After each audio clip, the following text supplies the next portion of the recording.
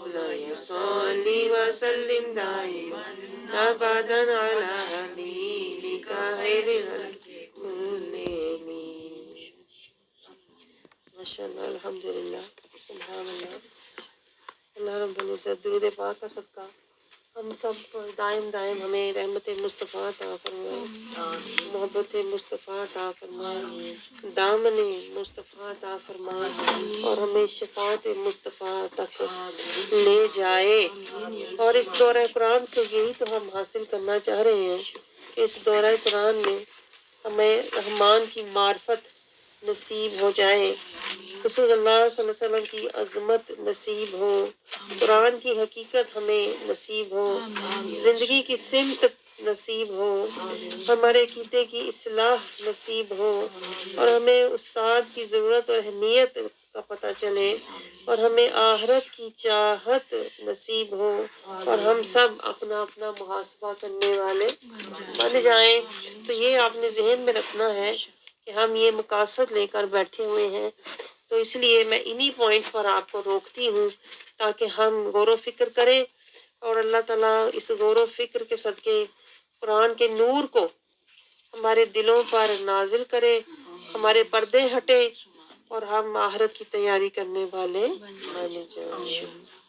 تو اللہ رب العزت کے فضل و کرم سے رسول اللہ صلی اللہ علیہ وسلم کی رحمت کا صدقہ آج ہم آغاز کر رہے ہیں 15ویں سپارے کا، اور سورت ہے سورت بنی اسرائیل. تو آغاز ہوتا ہے اعوذ باللہ من الشیطان الرجیم بسم اللہ الرحمن الرحیم. 15ویں سپارے کا آغاز ہی دیکھیں ہو رہا ہے اللہ رب العزت کے پاک نام سے. اللہ اپنی پاکی اور عظمت بیان کر رہا ہے. سبحان الذی اسری بعبدہ لیلا من المسجد الحرام الی المسجد الاقصی الذی بارکنا حولہ لنریہ من آیاتنا انہ هو السمیع البصیر. تو اللہ رب العزت کیا ہمیں یہاں پر بتا رہا ہے کہ اللہ کی ذات سبحان ہے، اللہ کی ذات پاک ہے، ہر کمزوری کجی ہر شرک نقص سے پاک ہے. اور وہی پاک ذات لے گئی اپنے محبوب کو رات کے تھوڑے سے حصے میں، اپنے مقرب بندے کو لے گئی مسجد حرام سے مسجد اقصی تک، جس کے گرد و نواح کو ہم نے اللہ تعالیٰ فرماتا ہے بابرکت بنایا، تاکہ ہم اپنے اس بندے کو اپنی نشانیاں دکھائیں. بے شک وہ وہی خوب سننے والا دیکھنے والا ہے. لیکن یہاں پر جو اصل پوائنٹ سمجھنے کے ہیں وہ کیا کہ ہمیں یہ سمجھنا ہے کہ یہ معراج کیوں ہوئی، کب ہوئی، کیسے ہوئی. تو اللہ رب العزت دیکھیں پہلے اپنے محبوب کو، اگر آپ بیک گراؤنڈ دیکھیں نا، جو پچھلی ہم صورتیں پڑھتے ہوئے آ رہے ہیں، پچھلی صورت میں جو ہم نے پڑھا تھا یعنی کہ سورت نحل میں دیکھ لیں، اور جو اس سے پہلے صورتیں ہیں ان سب میں اللہ تعالیٰ اپنے محبوب کو بار بار فرما رہا تھا. آپ نے نوٹ کیا ہوگا میرے ساتھ کہ آپ کو پھر معراج کی سمجھ آئے گی. اللہ تعالیٰ اپنے محبوب کو بار بار فرما رہا تھا کہ آپ غم نہ کریں، آپ فکر نہ کریں. پھر اللہ بار بار قسمیں اٹھا کر اپنے محبوب کو یقین دلا رہا تھا. لعمرک، تیری عمر کی قسم محبوب، کہ یہ جو میں نے پہلی امتیں تباہ کی ہیں نا، تیری جان کی قسم، وہ میں نے ایسے ہی نہیں کی. وہ بہت زیادہ گمراہی میں تھے، وہ بہت زیادہ ضلالت میں چلے گئے ہوئے تھے. پھر اللہ بار بار کہہ رہا تھا فوا رب کا، تیرے رب کی قسم کہ میں نے ایسے ان کو تباہ نہیں کیا. لیکن اللہ دیکھ رہا تھا کہ میرا محبوب پھر بھی غم زدہ ہے. تو اللہ بار بار اپنے محبوب کو سمجھا رہا تھا کہ آپ کے ساتھ میں ہوں، آپ لوگوں کو دیکھیں بھی نہ، ولا تمدون عینیک، آپ نگاہ اٹھا کے دیکھیں بھی نہ اس دنیا کو، یعنی تم میری طرف نظر رکھ، میری نظر تو ہر وقت تجھ پہ ہے محبوب. اللہ اپنے محبوب کو بار بار کہہ رہا تھا. پچھلی آیت میں بھی دیکھیں گزرا ہے کہ کیا اللہ تعالیٰ اپنے محبوب سے کہہ رہا تھا کہ آپ صبر کریں، اور اللہ تعالیٰ کہہ رہا تھا ولا تحزن، اور غم بھی نہ کریں اور پریشان بھی نہ ہوں، اور یقین بھی دلا رہا تھا اللہ آپ کے ساتھ ہے. ان اللہ مع الذین اتقوا والذین هم محسنون، اللہ ہر دم آپ کے ساتھ ہے، آپ پر نظر رکھے ہوئے ہے، آپ کو ہمت حوصلہ دے رہا ہے، اللہ کی توجہ آپ پر ہے. تو اور اللہ سے آپ کی ملاقات ہونے والی ہے. لیکن کیا اللہ رب العزت کی اتنی تسلیاں، اتنی محبتوں کے باوجود رسول اللہ صلی اللہ علیہ وسلم اپنی امت کے غم میں مبتلا تھے، اور لوگوں کی جو دی ہوئی اذیتیں تھیں ان میں آپ غمزدہ تھے، اور حالات کی وجہ سے تو اللہ رب العزت نے جب دیکھا کہ میرا محبوب میری محبتوں تسلیوں کے باوجود غمزدہ ہے، تو پھر اللہ نے اس سراج کو معراج کے لیے بلا لی۔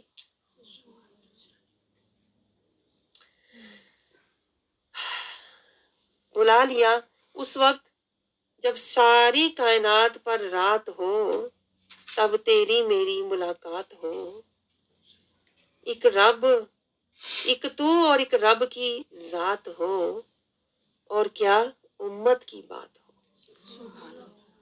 یہ معراج اللہ تعالیٰ نے، دیکھیں یہاں لکھا ہوا ہے کہ میں نے نشانیاں اللہ تعالیٰ نے اصل میں اپنی قربت کی دکھانی تھیں، اپنی ذات کی دکھانی تھیں، اپنے انوار کی دکھانی تھیں، اپنی تجلیات کی دکھانی تھیں، اپنے جلووں کی دکھانی تھی۔ اس لیے اللہ نے محبوب کو انتہا کی قربتوں میں بلا لیا۔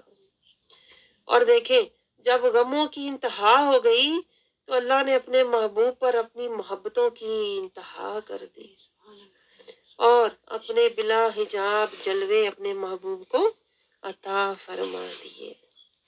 یہ ہے معراج، بلندیوں پر بلا لیا۔ جتنا لوگوں نے کہتے ہیں نا گرانے کی کوشش کی، اللہ نے اپنے محبوب کو اتنی ہی بلندیاں عطا فرمائی۔ لوگوں نے جتنے اعتراض کیے، اللہ نے اتنی ہی قربتیں عطا فرمائیں۔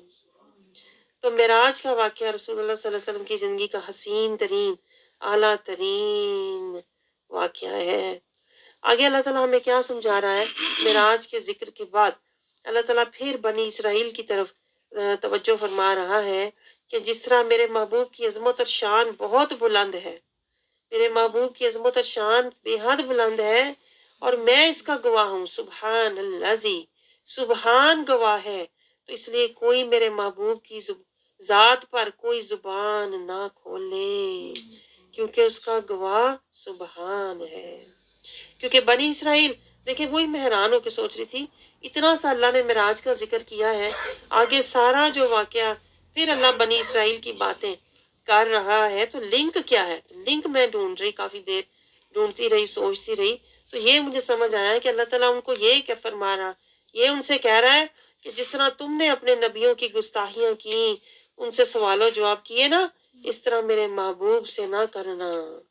میرے محبوب کی عظمت کا گواہ میں خود ہوں، اس کی شان بیان کرنے والا میں خود ہوں۔ تو اپنے محبوب کی عظمت بیان کرنے کے بعد اللہ پھر دیکھیں بنی اسرائیل کی طرف متوجہ ہو رہا ہے، موسیٰ علیہ السلام کا پھر ذکر کر رہا ہے کہ ان کو ہم نے کتاب عطا کی بنی اسرائیل کے لیے، اور بنی اسرائیل کے لیے ہدایت بنایا کہ تم میرے سوا کسی اور کو کارساز نہ بناؤ۔ آگے پھر اللہ تعالیٰ کہتا ہے اپنے محبوب کی شان اور عظمت بیان کر رہا ہے کہ یعنی اللہ تعالیٰ آگے جو نبیوں کے واقعے پھر شروع کر رہا ہے، نوح علیہ السلام کا واقعہ پھر آ جاتا ہے، پھر موسیٰ علیہ السلام کا، پھر آگے اور انبیاء کے۔ تو میں سوچتی تھی ایسا کیوں، تو مجھے سمجھ یہ آیا کہ اللہ تعالیٰ دیکھیں سب سے پہلے اللہ تعالیٰ نے اپنے حبیب کی شان بیان کی ہے، یہ پوائنٹ نوٹ کریں، سورۃ بنی اسرائیل میں پہلے حبیب کا، محبوب کا تذکرہ ہے، اس کے بعد اللہ پھر انبیاء کے تذکرے کر رہا ہے، اور یہ بتا رہا ہے کہ انبیاء تو بہت تھے لیکن حبیب کوئی نہیں تھا۔ آپ سمجھ رہے ہیں؟ تو حبیب میرا وہ ہے جو معراج میں میرے قریب ہے، یہ سمجھا رہا ہے اللہ۔ تو نوح علیہ السلام کا دیکھیں اللہ پھر واقعہ بیان کرتا ہے، نوح علیہ السلام کو اللہ کہتا ہے یہ میرا کون تھے؟ عبدن شکورا، یہ عبدن شکورا تھا۔ اور پہلے بھی اور بھی جگہوں پہ اللہ تعالیٰ اپنے انبیاء کی شان بیان کرتا ہے کہ بہت اواب تھے، کسی کو اللہ کہتا ہے تواب تھے، کسی کو اللہ تعالیٰ کہتا ہے حلیل تھے، اور جب رسول اللہ صلی اللہ علیہ وسلم کی بات آتی ہے تو اللہ تعالیٰ نے دیکھیں یہاں پر کہا ہوا ہے عبد، اپنے بندے کو لے گیا، اپنے بندے کو لے گیا، تو یعنی بھی عبدی ہی، وہ میرا بندہ، وہ میرا محبوب، اور میں اس کا رب، اس میں زیادہ قربت ہے، میں آپ کو بتاؤں اس میں انتہا کی قربت ہے۔ ایک تو ہوتا ہے نا کسی کی صفت آپ بیان کرتے ہیں کہ جیسے میں مثال آپ کو دوں، آپ کی اولاد میں سے آپ کہتے ہیں یہ ڈاکٹر ہے میرا بیٹا، یہ انجینئر ہے، یہ تو وکیل ہے، اور کوئی بیٹا ایسا ہوتا ہے آپ کہتے ہیں یہ میرا ہے، یہ صرف میرا ہے۔ اللہ نے یہ رسول اللہ صلی اللہ علیہ وسلم کے بارے میں دیکھیں، اللہ تعالیٰ نوح علیہ السلام کو کہہ رہا ہے یہ عبدن شکورا، اس کی ایک صفت ہے کہ وہ شکور ہے۔ اور جس یعقوب علیہ السلام کے صبر والے تھے، اور رسول اللہ صلی اللہ علیہ وسلم کی جب بات آتی ہے تو اللہ کہتا ہے عبدی ہی، یہ تو میرا ہے۔ آپ سمجھ رہے ہیں؟ تو جہاں رسول اللہ صلی اللہ علیہ وسلم کا ذکر ہوتا ہے نا، وہاں اللہ تعالیٰ کا انداز محبوبیت والا ہوتا ہے، اپنائیت والا ہوتا ہے، وہاں پہ اللہ تعالیٰ والہانہ اپنی محبت کا اظہار کرتا ہے، لیکن یہ اسے ہی نظر آئے گی کہ جس کے اندر نور ہے۔ آپ سمجھ رہے ہیں؟ تو جو عام لوگ ہوتے ہیں وہ کہتے ہیں کہ رسول اللہ صلی اللہ علیہ وسلم کی بات تو اللہ نے کچھ بھی نہیں کہا، صرف عبد کا ہے، اور دیکھو دوسروں کو اللہ کہہ رہا ہے عبدن شکورا۔ آپ سمجھ رہے ہیں؟ تو اس کا مطلب یہ نہیں ہے کہ رسول اللہ صلی اللہ علیہ وسلم کو اللہ تعالیٰ نے دوسرے نبیوں سے پیچھے رکھا ہے، لیکن اللہ تعالیٰ ان کی شان زیادہ بڑھا رہا ہے کہ یہ تو ہے ہی میرا، اس پر میری نظر ہے، اس کی رضا میں چاہتا ہوں، اس کی اطاعت میری اطاعت ہے، اس کی محبت میری محبت ہے، یہ تو ہے ہی میرا، میرا عکس ہے، میرا نور ہے، میرے جلووں کا، میرے انوار کا، میری قربتوں کا مرکز ہے، میری ذات کا واحد گواہ میرا محبوب ہے۔ تو اس لیے وہاں اللہ کہتا ہے میرا میرا۔ آپ سمجھ رہے ہیں؟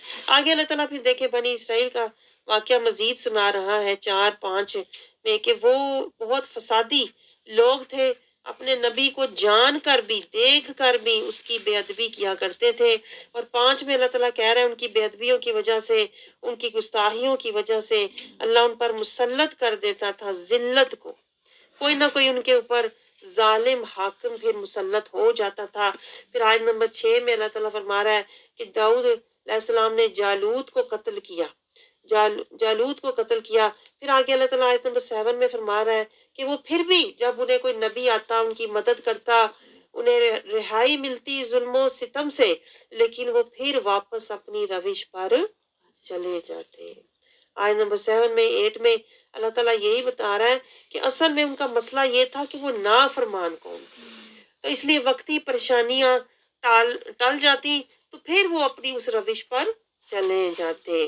تو اس لیے اللہ کہتا ہے ان کو بار بار پھر میں سزائیں دیتا تھا، پھر ان کے اوپر کوئی نہ کوئی عذاب آتا تھا، کوئی نہ کوئی مصیبت آتی تھی جو ان کی اپنی سرکشی کا نتیجہ ہوتی تھی۔ آگے آیت نمبر 9 میں اللہ تعالیٰ فرما رہا ہے کہ یہ قرآن جو ہے یہ اس میں بہترین ہدایت ہے، رہنمائی ہے۔ تو آگے اللہ تعالیٰ آیت نمبر 10 میں کہہ رہا ہے کہ جو لوگ نہیں مانتے قرآن کی عظمت کو اور میرے رسول کی عظمت کو نہیں مانتے نا، پھر ان کے لیے عذاباً علیما۔ آگے اللہ تعالیٰ آیت نمبر 11 میں انسانی فطرت بتا رہا ہے۔ انسانی فطرت کیا ہے؟ انسان کہتا ہے بس ہے میری پریشانی دور ہو جائے صحیح۔ انسان جو ہے وہ بہت، اللہ کہہ رہا ہے کہ وہ جلد باز ہوتا ہے اور اپنے مفاد پرست ہوتا ہے۔ انسان جو ہے وہ حق پرست نہیں ہوتا۔ حق پرست کون ہوتا ہے؟ حق پرست بندہ ہوتا ہے۔ صبر کرنے والا کون ہوتا ہے؟ جو اللہ کا بندہ ہوتا ہے۔ اور یہ ساری صفات کس میں ہیں؟ عبدی ہی محمد الرسول اللہ میں۔ ہر طرح، ہر نبی کی صفت، ہر نبی کی شان ذات مصطفیٰ میں ہے۔ آگے اللہ تعالیٰ آیت نمبر 12 میں اور 13 میں کیا فرما رہا ہے کہ یہ دن رات کیا ہے؟ یہ اللہ کی نشانیاں ہیں۔ اللہ کہتا ہے اس میں دن رات اللہ کی نشانیاں ہیں، اس میں اللہ کا فضل تلاش کرو۔ فضل کیا؟ قرآن سے نور تلاش کرو۔ ظاہری رزق رزقاً طیباً بھی تلاش کرو، اور باطنی رزق رزقاً حسنہ، رزقاً کریمہ، وہ بھی تلاش کرو۔ آپ سمجھ رہے ہیں؟ ہم تو صرف ایک ہی رزق تلاش کرنے میں زندگی گزار دیتے ہیں، حالانکہ اصل رزق وہ ہے جو نورانی، جو دائمی رزق ہے۔ آگے اللہ تعالیٰ پھر کہہ رہا ہے کہ آیت نمبر 13 میں کہ جو انسان ہے جو بھی عمل کر کے لے کے جائے گا اس کا مال نامہ اس کے گلے میں لٹکا دیا جائے گا، اور پھر اللہ ان سے کہے گا کہ اپنا مال نامہ تو آج خود پڑھ لے۔ یہ قرآن نہیں پڑھا تھا نا، قرآن نہیں سمجھا تھا نا، تو آج اپنے کرتوت پڑھ لے، پھر یہ تو پڑھ لینا، یہ نہیں، یہ تو دیکھے گا نا، تو قرآن کو نہیں سمجھا دیکھا تو یہ پڑھ لے پھر تو کیا حرکتیں کر کے آیا ہوا ہے۔ آگے اللہ تعالیٰ کہہ رہا ہے کہ یہ اللہ کی شان ہے کہ وہ کسی بھی قوم کو عذاب نہیں دیتا جب تک ان کے اندر کوئی رسول نہ بھیج دے۔ وَمَا كُنَّا مُعَذِّبِينَ حَتَّى نَبْعَثَ رَسُولًا۔ آیت نمبر 15 یہ نوٹ کریں، یہ ہمارے عقیدے سے ریلیٹ آیت ہے کہ وما کنہ، اللہ کہتا ہے میں عذاب نہیں دیتا حتیٰ جب تک کہ نبعث بھیج نہ دوں رسولا کوئی رسول۔ ہاں کچھ سمجھ آیا آپ کو؟ کوئی رسول نہ بھیجوں، اگر رسول کو میرے تم جھٹلاؤ گے، اگر میرے رسول کی نافرمانی کرو گے تو پھر میں عذاب بھیجوں گا۔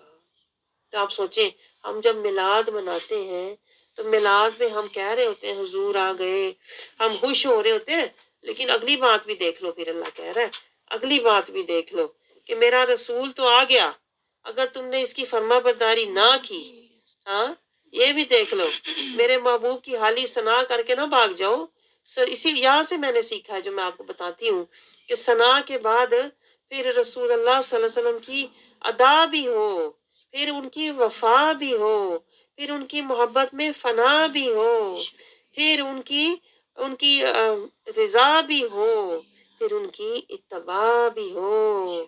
تو اگر تم نے کی نا ان سے جفا، اگر کی نا میرے محبوب سے تو نے کیا دغا، تو پھر تمہیں اللہ کی عذاب سے کوئی بھی بچا نہیں سکتا۔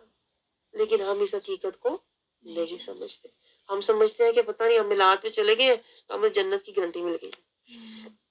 ہم نہیں سمجھتے کہ میلاد منا کے ہم نے اگر وہی حرکتیں جاری رکھی، اب ہم نے در مصطفیٰ کو نہ لیا، اگر اب بھی ہم نے سنت، شریعت، طریقت، اطاعت، محبت اور اتباع رسول کا راستہ نہ لیا نا، تو پھر اللہ کی پکڑ سے ہمیں کوئی بھی بچا نہیں سکتا۔ اس سے آپ اندازہ کریں کہ میلاد منانا خوشی کی بات تو ہے، لیکن میلاد والے کا در نہ پکڑنا جو ہے نا، یہ اللہ کے غضب کو دعوت دینے والی بات ہے۔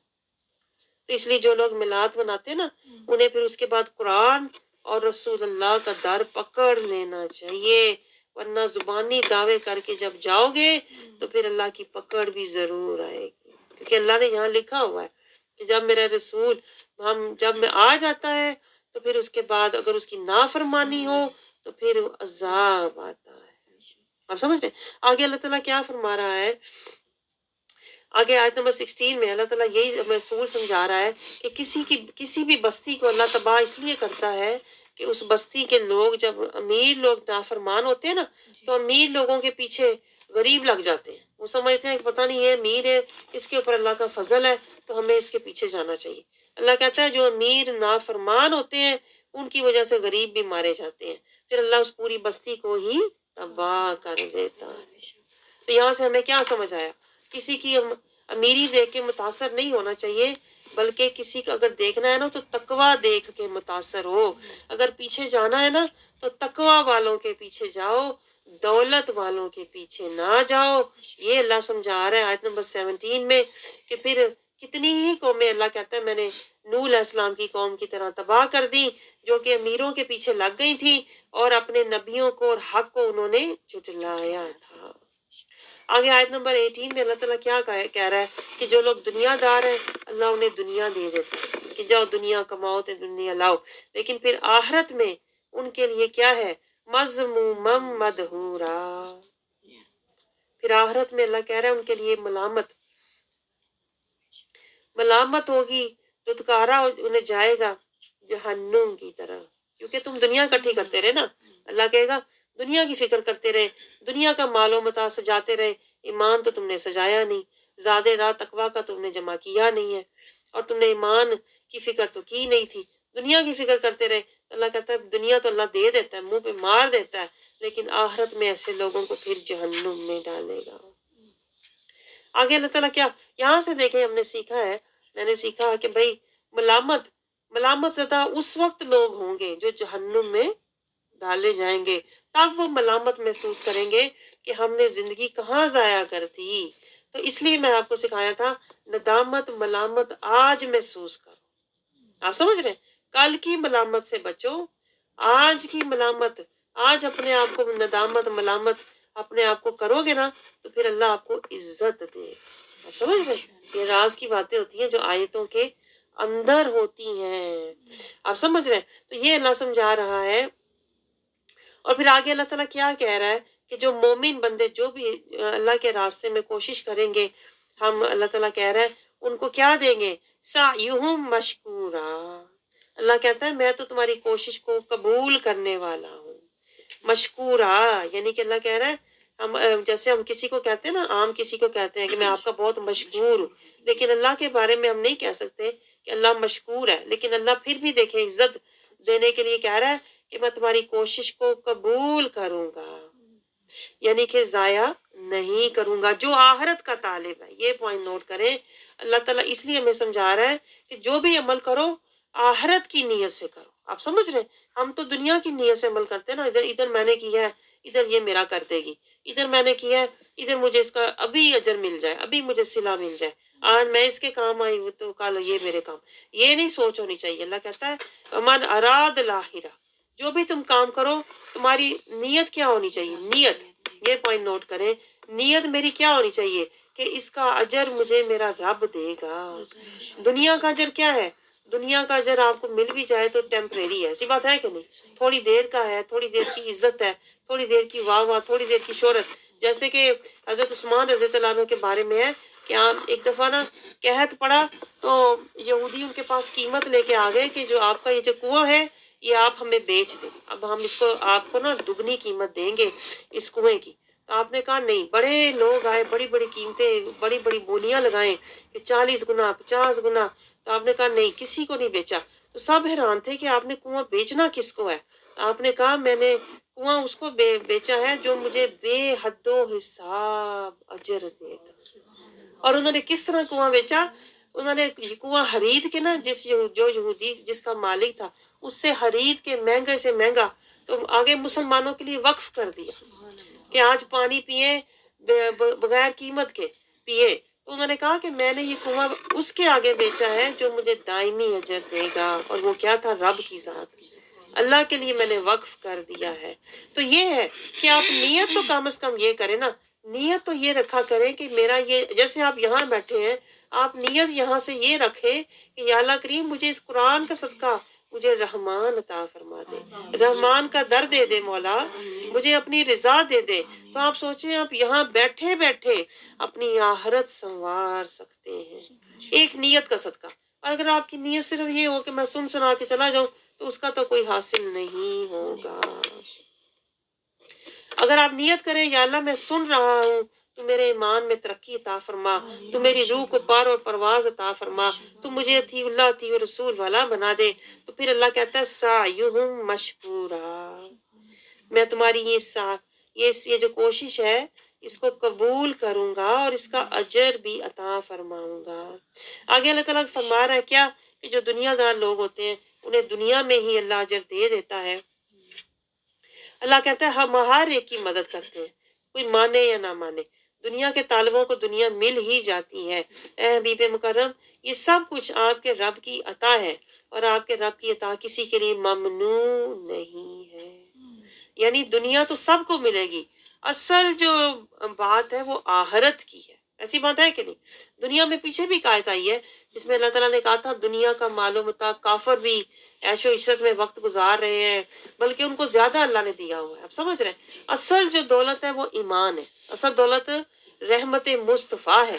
तो जिसे ये मिल जाए असल में अल्लाह ताला की, अल्लाह का फजल उस पर होता है।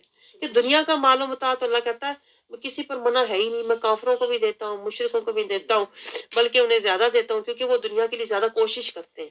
आप समझ रहे हैं? तो असल जो दौलत अल्लाह ताला हमें समझा रहा है वो आखिरत में है, जो दायमी है, जो बका वाली है। आगे अल्लाह ताला क्या समझा रहा है आयत 21 में? अल्लाह ताला कह रहा है मैं दुनिया में फजीलत देता हूँ बाज को बाज पर। देखिए हम कहते हैं सब बराबर है, अल्लाह कहता है नहीं, मैं फजीलत देता हूँ। असल फजीलत क्या है? वही बात आ गई।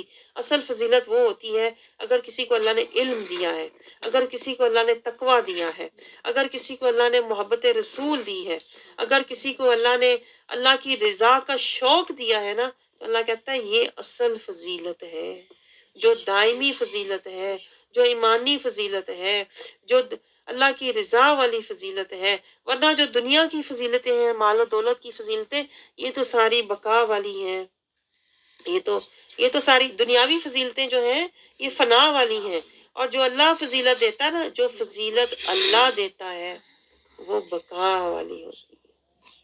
آپ سمجھ رہے ہیں؟ اللہ تعالیٰ یہ کہہ رہا ہے کہ اور یقیناً آخرت درجات کے لحاظ سے بہت بڑی ہے، یعنی اللہ یہ کہہ رہا ہے کہ جسے میں نے ایمان میں، تقوی میں، علم میں فضیلت دی ہے نا، وہ درجات کے لحاظ سے بہت بڑی ہے۔ اب دیکھیں جسے اللہ بڑی کہے، دنیا کو اللہ کہہ رہا ہے متاع قلیل، یہاں سے آپ اندازہ کریں، دنیا کو اللہ بار بار کہہ رہا ہے متاع قلیل ہے، جو ہم بڑی سمجھتے ہیں، یہ دنیا بڑی چیز ہے جی، پیسہ بڑی چیز ہے۔ اللہ کہہ رہا ہے دنیا متاع قلیل ہے۔ اللہ کہہ رہا ہے وہ فضیلت جو میں دے رہا ہوں نا اپنے بندوں کو، تقوی سے، علم سے، نور سے، ہدایت سے، ایمان سے، وہ بڑی چیز ہے۔ اکبرو درجات و اکبرو تفضیلا، یہ اصل فضیلت ہے، یہ اصل درجہ ہے جو اللہ دیتا ہے، جو دائمی ہے۔ دنیا کی فضیلت، دنیا کے درجے تو یہ تو اللہ کہہ رہا ہے فنا والے ہیں، اس کی کوئی اہمیت نہیں ہے۔ آگے اللہ تعالیٰ کیا سمجھا رہا ہے کہ اللہ کے ساتھ شریک نہ کرو۔ جو لوگ اللہ کے ساتھ شریک کرتے ہیں، آیت 22، وہ ذلیل ہو کر رہ جائیں گے۔ آگے اللہ تعالیٰ کیا سمجھا رہا ہے کہ عبادت اللہ کی کرو، اور عبادت کے لیے اللہ نے دیکھے باقاعدہ اللہ نے حکم دیا ہے کہ یہ کرو۔ کیا کرو؟ اگر تم اللہ کی عبادت کرتے ہو تو کیا کرو؟ اللہ کہہ رہا ہے صرف اگر تم میری بندگی کرنا چاہتے ہو نا، میری بندگی کرنا چاہتے ہو تو میرا حکم بھی مانو۔ یہ پوائنٹ نوٹ کریں، عبادت صرف یہ نہیں ہوتی کہ جو ہم کہہ رہے ہیں 5 وقت کی نماز عبادت ہے، ہم سمجھتے ہیں 5 وقت کی نماز عبادت ہے، پتہ نہیں روزہ عبادت ہے، پتہ نہیں حج عبادت ہے، پتہ نہیں یہ چیزیں۔ اللہ کہہ رہا ہے اور آپ کے رب نے حکم فرمایا ہے، یعنی کہ اللہ کا حکم پہلے مانو کہ تم اللہ کے سوا کسی کی عبادت نہ کرو۔ اللہ کیا کہہ رہا ہے؟ اگر تم میرے عبادت کرتے ہو نا تو پھر میرا حکم بھی تو مانو نا۔ میری عبادت میرے حکم کے بغیر ہو نہیں سکتی۔ آج ہمارا پتہ کیا حال ہے؟ حکم چھوڑ دیتے ہیں، عبادت کے پیچھے دوڑتے ہیں، جس کی وجہ سے وہ پتہ کیا رہا ہے؟ نہ ہم عبادت کے، نہ حکم کے، نہ ادھر کے نہ ادھر کے۔ تو حکم کیا ہے اللہ کا؟ جو اللہ حکم کا مطلب ہوتا ہے آرڈر۔ آپ سوچیں آپ دنیا کا کوئی آرڈر آ جائے حکومت کی طرف سے اور نہ مانے تو آپ کو باقی ساری سہولتیں آپ کی جو ہیں وہ ختم ہو جاتی ہیں۔ آرڈر آپ کو ماننا ہی ماننا ہوتا ہے، آپ سمجھ رہے ہیں؟ کیونکہ وہ حکم ہے، آپ سمجھ رہے ہیں؟ آپ حکم کی نفی نہیں کر سکتے۔ تو اللہ نے حکم کیا دیا ہے؟ اللہ کہہ رہا ہے میری عبادت سے پہلے میرا حکم تو مانو نا۔ وہ کیا ہے؟ وَبِالْوَالِدَيْنِ إِحْسَانًا۔ اب دیکھیں یہاں کوئی قید نہیں ہے کہ اگر تیرے والدین اچھے ہوں، نیک ہوں، متقی ہوں تو ان کے ساتھ احسان کر۔ ہر حال میں وَبِالْوَالِدَيْنِ، حالی والدین کہا ہے۔ والدین کیسے بھی ہوں ان کے آگے زبان نہ کھولو، اللہ کو پسند نہیں ہے۔ والدین تمہیں جو مرضی کہیں، برا کہیں بھلا کہیں، اچھا جانے یا برا جانے، اصل تو رب جانتا ہے نا۔ اصل بات ایسی بات ہے کہ نہیں؟ آپ نے والدین کی وہ کہتے ہیں نا ان سے کریڈٹ لے کے کرنا کیا ہے؟ اللہ کہہ رہا ہے صرف ان کے ساتھ احسان کرو۔ یہ نہ سوچو اس کو زیادہ پیار ہے، میرے سے کم پیار ہے، اس کو زیادہ اہمیت دے رہے ہیں، مجھے کم دے رہے ہیں۔ اللہ کہہ رہا ہے میں تو تجھے یہ کہہ ہی نہیں رہا، وہ تو میں فیصلے کروں گا نا۔ تیرا کام کیا ہے؟ احسان، ان کے ساتھ احسان کا سلوک کر۔ اور احسان کا سلوک یہ ادلا بدلا نہیں ہوتا، میں آپ کو بتاؤں۔ احسان کا سلوک ہوتا ہے ہر حال میں ان کے ساتھ حسن سلوک سے پیش آؤ، عاجزی سے پیش آؤ۔ دیکھیں اللہ آگے تفصیل سمجھا رہا ہے۔ یہ نہ ہو میں احسان کہہ دوں تو ادھر نکل جائے، میں احسان کہوں تو کہ کیتا تھا ایسی صاحب، ایک احسان کر کے دوڑ جاؤ، ایک دفعہ احسان کیا تھا نا، یہ کر کے دوڑ جاؤ، کیا تو تھا ہوں بار بار کر۔ اللہ اس لیے آگے پوری تفصیل، اللہ کہہ رہا ہے مجھے اس طرح کا احسان چاہیے، ایک وقت کا نہیں، ایک گھڑی کا نہیں، ہر وقت کا۔ اور وہ کیسا ہو؟ والدین کے ساتھ اللہ کہہ رہا ہے حسن سلوک ہو، جب بھی تیرا ان سے رابطہ ہو، واسطہ ہو، احسن طریقے سے ہو، عاجزانہ ہو۔ اگر تمہارے سامنے دونوں میں سے کوئی ایک یا دونوں تمہارے سامنے، یہ نقطہ نوٹ کریں، آج لوگ کہتے ہیں والدین کو چھوڑ جاؤ، اللہ کہتا ہے تمہارے سامنے सामने का क्या मतलब है? उनकी खिदमत में रहो। ये देखें जरा, कहाँ हम लोग ये नुकते समझते हैं। हम तो कहते हैं वालदैन को ओल्ड होम में छोड़ के भाग जाओ, बस छोड़ दिया ना, छोड़ तो दिया, आसान किया, हम ये समझ रहे होते हैं। अल्लाह कह रहा है तुम्हारे सामने, इंदा का, सामने कब होंगे? जब तुम उनकी खिदमत में रहोगे। तुम्हारे सामने दोनों में से, दोनों या कोई एक या दोनों बुढ़ापे को पहुंच जाए। देखिए अल्लाह को कितना ख्याल है। मैं कहती हूँ सदके जावा अल्लाह की, कहते हैं ना मोहब्बत के, किस किस से अल्लाह को मोहब्बत है? अल्लाह कहता है जो मेरे लिए फराइज पूरे करके बैठे हुए हैं ना, जो मेरे लिए जिम्मेदारियां निभा के बैठे हुए हैं, उनको ऐसे छोड़ के भागो ना। अल्लाह कहता है वो पहुंच जाए कि बारा बुढ़ापे को।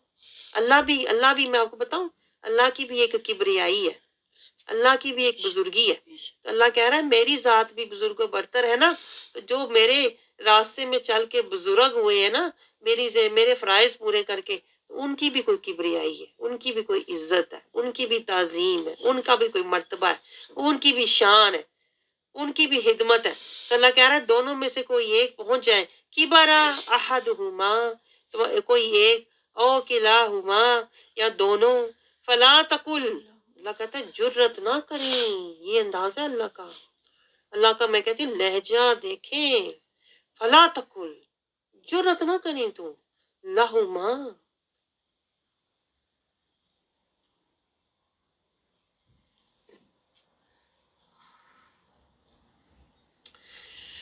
उनके सामने।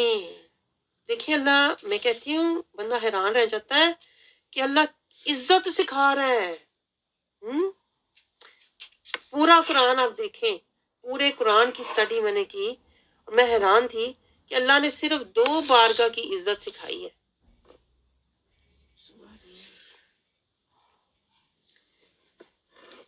एक अपने महबूब की इज्जत सिखाई है,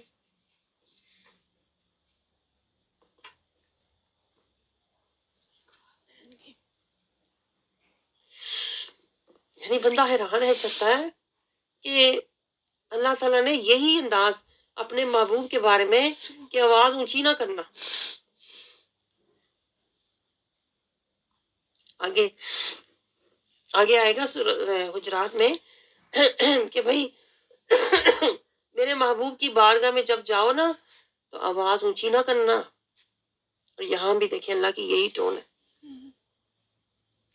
मैं कहती हूँ कितने बेखबर हैं हम, इसलिए कि हमने कुरान को समझा ही नहीं है। मैं आपको बताऊं, कुरान को समझा होता ना, अगर हमने कुरान को समझा होता ना वल्ला, हम वालदैन के कदमों में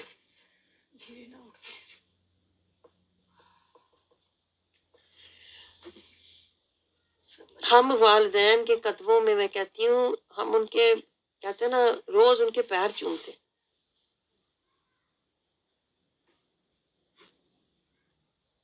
अगर हमने कुरान को सही तरीके से समझा होता ना, तो हम वालदैन के कदमों का बोझा लेते रोज, कि जिनका जिक्र कुरान में है, जिनका अदब रब सिखा रहा है, जिनके बारगाह की अल्लाह ताला मुझे तमीज सिखा रहा है, ये वो हस्तियां हैं।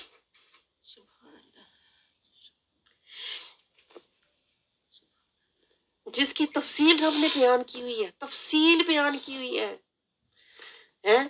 अगर हमें शऊर होता ना तो हम पहला काम सुबह उठ के, मैं कहती हूँ, वालिदैन के कदमों का बोसा लेते।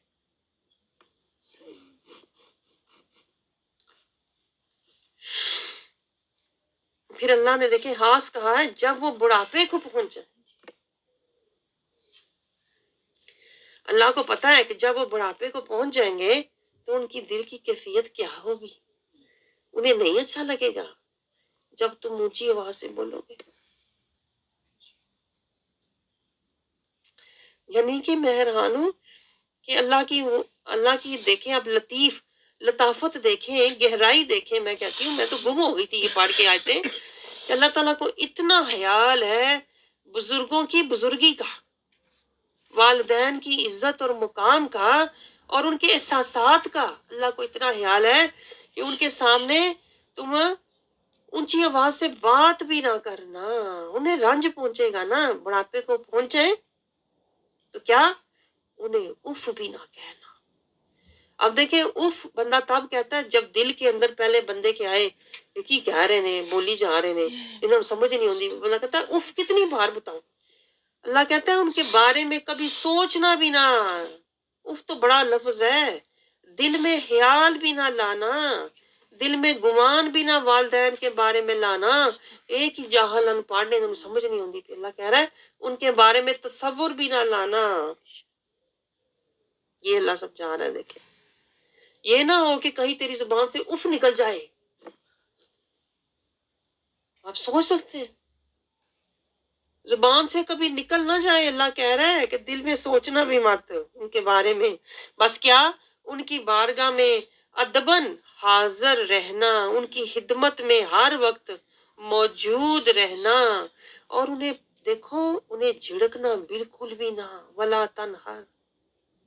कैसे कैसे अल्लाह अदब सिखा रहा है, ना दिल से उन्हें बुरा जानना, ना जुबान से कभी तुम्हारे कोई लफ्ज निकले, वला तनहर, और उन्हें झिड़कने का तो सोचना भी ना, कि उनके सामने तुम सख्ती के अल्फाज बोल जाओ, यानी कि ना तुम्हारे लहजे में सख्ती हो, ना तुम्हारे अल्फाज में करख्तगी हो, दोनों ना हो। अल्लाह तेरी शान, यानी ना अल्फाज गैर मुनासिब हो, ना लहजा तुम्हारा गैर मुनासिब, ना शाइस्ता हो। इतना अदब, इतना अदब।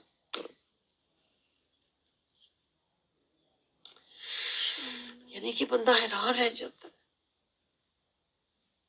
ना लहजा, ना अल्फाज, ना दिल में तुम्हारे ख्याल, उनके बारे में कोई बदगुमानी ना रखना, बदजुबानी ना करना, कोई बद कलामी ना करना। इतना अदब सिखा रहा है अल्लाह। हुमा, और उन दोनों के साथ बार बार देखें कह रहा है, बार बार कह रहा है, बार बार हर तक कह रहा है, वकुल लहुमा, और याद रखना कौलन करीमा।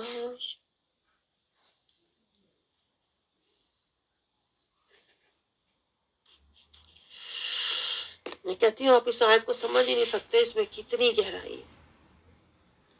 कौलन करीमा, चाहे उनकी जो मर्जी तुम्हें बात नजर आए ना, जो मर्जी तुम्हें उनमें कमी कजी नजर आए ना, जो मर्जी उनकी बीमारी परेशानी तुम्हें नजर आए ना, कौलन करीमा।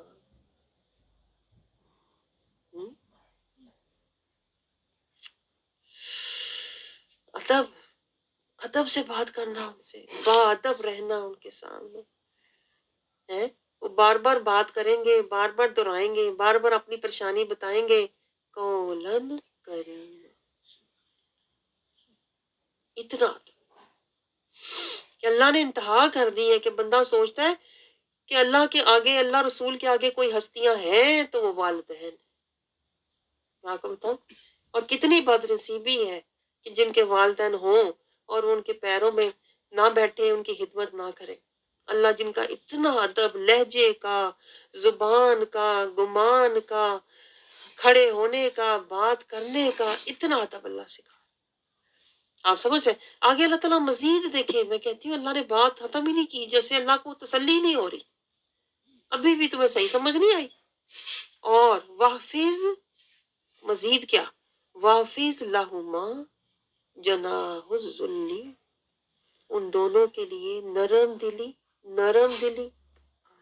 अल्लाह तेरी शान, नरम दिली, जुनाहु जनाहुज़ुल्ली, आजिज, उनके सामने भले तुम कुछ भी बन जाओ, है उनके सामने आजिज रहना, और उनके सामने अपने आप को जलील हकीर बना के रखना। ये ना कहना मैं बड़ी शह बन गया हूँ, मैं डॉक्टर बन गया हूँ, जज बन गया हूँ, मैं माँ बाप से ऊपर हो गया हूँ। अल्लाह कहता है जनाहु जुल्ली, उनके, उनसे नीचे ही रहना, तुम नीचे ही रहना उनसे, और उनके सामने आजिज रहना, और आजिजी व इंकसारी के बाजू झुकाए रखना। देखिए यही अल्लाह का लहजा था। रसूल अल्लाह सल्लल्लाहु अलैहि वसल्लम को अल्लाह ने फरमाया था कि आप मोमिनीन के लिए वहफिज लहुमा जुनाह, आप मोमिनीन के लिए आजिज रहें। اور وہی اللہ ہمیں سکھا رہا ہے کہ تم بھی عاجز رہو، اپنے آپ کو حقیر، والدین کے آگے اپنے آپ کو حقیر سمجھو کہ انہوں نے مجھے اس قابل کیا، انہوں نے مجھے یہاں تک لے کے آئے، انہوں نے مجھے چلنا سکھایا، مجھے بولنا سکھایا، مجھے کھلایا، مجھے پڑھایا، مجھے اچھے سے اچھا پہنایا۔ اس لیے اپنے آپ کو ان کے آگے حقیر بنا کے رکھنا۔ من الرحمہ، اور دیکھیں مزید اللہ کہہ رہا ہے من الرحمہ، اور ان کے ساتھ رحم دلی کا سلوک، ہر حال میں ان کے ساتھ عاجزی، رحم دلی، یہ نہ ہو کہ جتانے لگ جاؤ، ذرا رحم دلی کا سلوک کر کے 2 منٹ بعد کہو کیا تو ہے کام آپ کا ہے، کھڑے ہو کے کہنے لگ جاؤ ان کتنا کو ٹائم دئیے۔ اللہ کہہ رہا ہے من الرحمہ، رحمہ کا مطلب ہوتا ہے مسلسل۔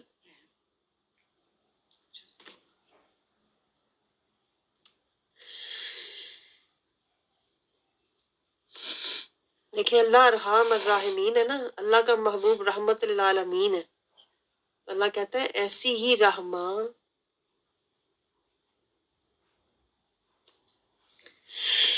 اتنی ہی رحمت، اتنی ہی محبت، اتنی ہی عاجزی والدین کے آگے اپنے آپ کو مسلسل، رحمت ہوتی ہے مسلسل کوئی چیز چلتے رہنا، جیسے دریا بہتے ہیں نا ایسے اللہ تعالیٰ کہہ رہا ہے من الرحمہ، ان کے ساتھ مسلسل رحمت والا، عاجزی والا، محبت والا، ادب والا، خدمت والا، انکساری والا سلوک رکھنا۔ اور یہاں پہ نہیں بات ختم کی، آگے اللہ کہہ رہا ہے ان کے لیے دعا بھی کرنا، دعا نہ بھولنا، کیونکہ وہ تو تمہارے لیے ساری زندگی۔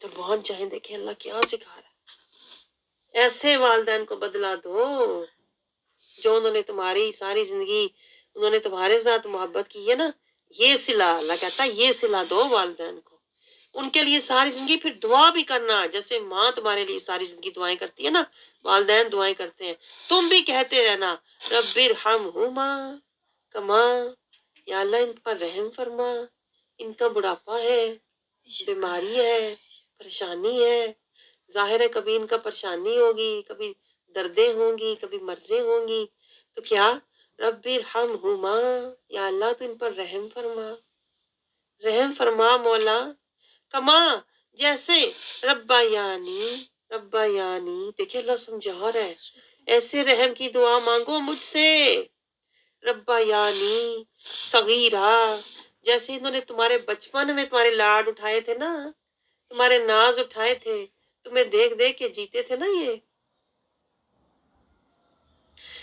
تمہاری نظریں اتارا، تم پہ وارے وارے جاتے تھے نا، ربا یعنی صغیرہ، تم وہ وقت یاد کر کے آج ان کے ناز اٹھاؤ،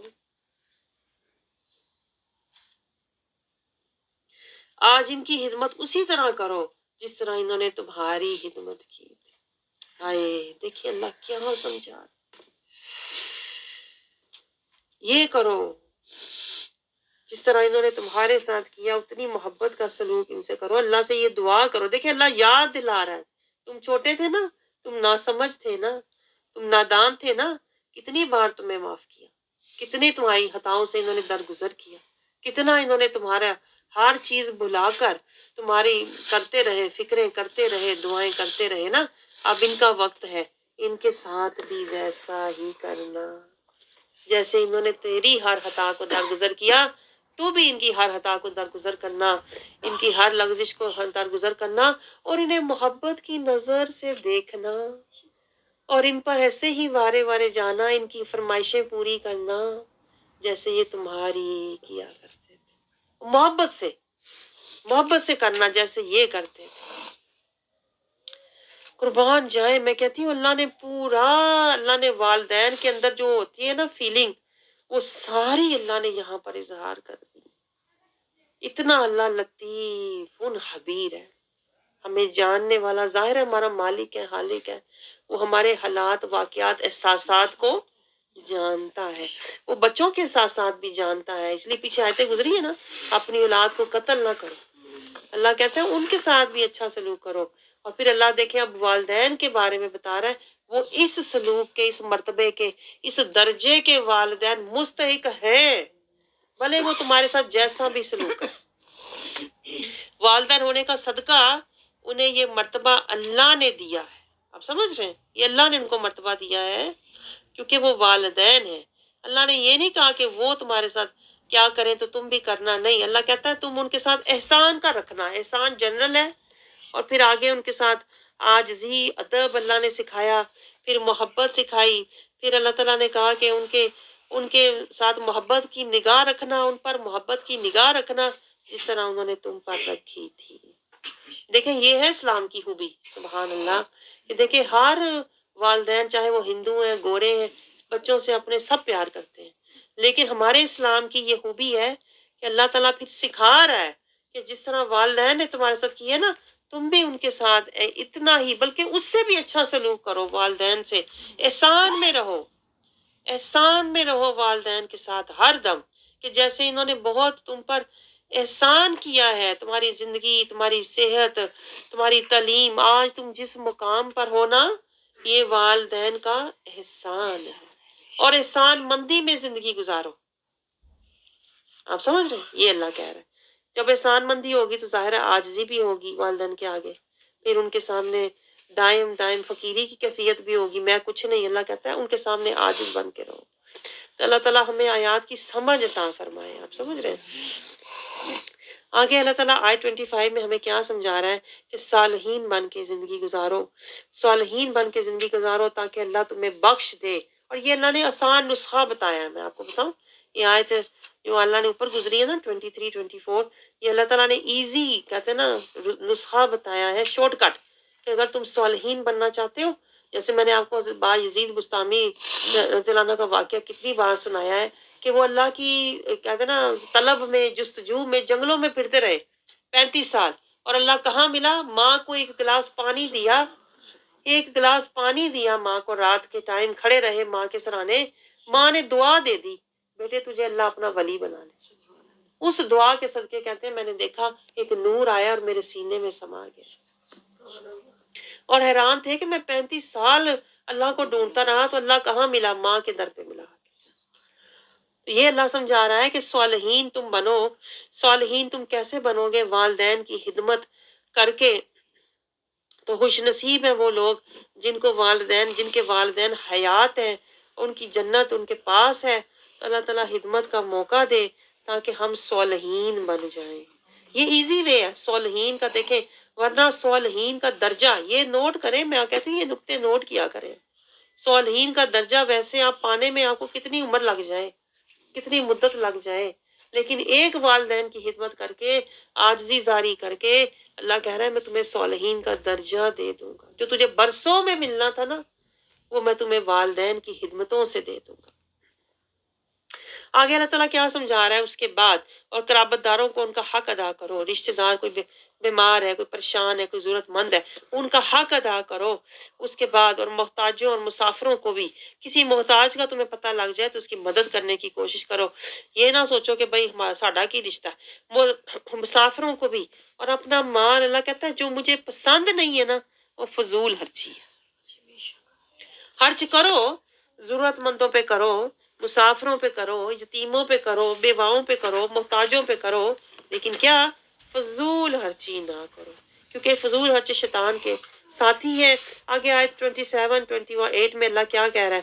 کوئی بھی سائل تمہارے پاس آ جائے تو اس سے نہ جھگڑو نہ ڈانٹو، بلکہ نرمی سے بات کرو۔ دیکھیں اللہ کو ہر جگہ، یہ پوائنٹ نوٹ کریں، اللہ کو ہر جگہ نرمی پسند، آپ نوٹ کریں یہ پوائنٹ سر، ہر جگہ نرمی پسند ہے اللہ، لیکن جہاں پہ اللہ کہتا ہے سختی کرو، نفس کشی میں، جہاد میں سختی کرو، باقی آپس کے معاملات میں، لین دین میں اللہ کہتا ہے نرمی کرو۔ اور نہ اللہ کہہ رہا ہے آیت 29 میں، اللہ کہہ رہا ہے ہاتھ باندھ کے نہ رکھو، یعنی کسی کو دو ہی نہ، ہر چیز نہ کرو، اللہ کو یہ بالکل پسند نہیں ہے۔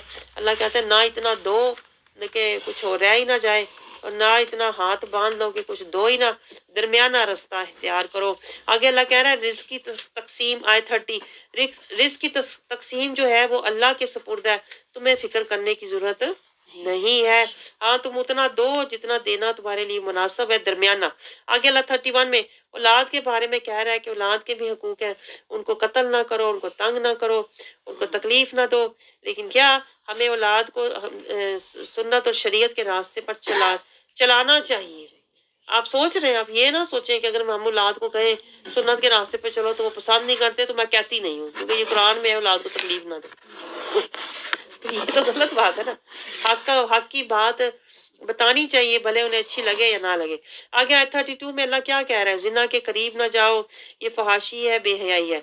आगे अल्लाह क्या कह रहा है? ये अब अल्लाह ताला हमें असूल ज़वाबत समझा रहा है माशरे के। आयत 32 33 में 34 में अल्लाह कह रहा है कि किसी को नाहक कत्ल ना करो। नाहक कत्ल का जो है वो फिर उसके बाद कसास है, ताकि मामला ख़त्म हो जाए। आगे अल्लाह ताला कह रहा है यतीम के माल के करीब ना जाओ, हाँ अच्छे तरीके से। फिर आगे 35 36 में यही अल्लाह माशरती असूल बता रहा है, नाप तोल पूरा करो, किसी के साथ ज्यादती ना करो। अल्लाह कह रहा है आगे क्या कि तुम्हें मैंने कान और आंखें और दिल दिए हैं, इंसान तो ए इंसान उस बात की पैरवी ना कर। अल्लाह कह रहा है अपने कान, अपनी आंख, अपने दिल से हकीकत को समझा कर ब्लाइंडली किसी को फॉलो ना करो। ये अल्लाह कह रहा है। आंख कान मैंने तुम्हें दिए है ना, फिर सोच समझ के तुम चला करो ना, किसी के साथ ज्यादती ना करो, किसी का हक ना मारो।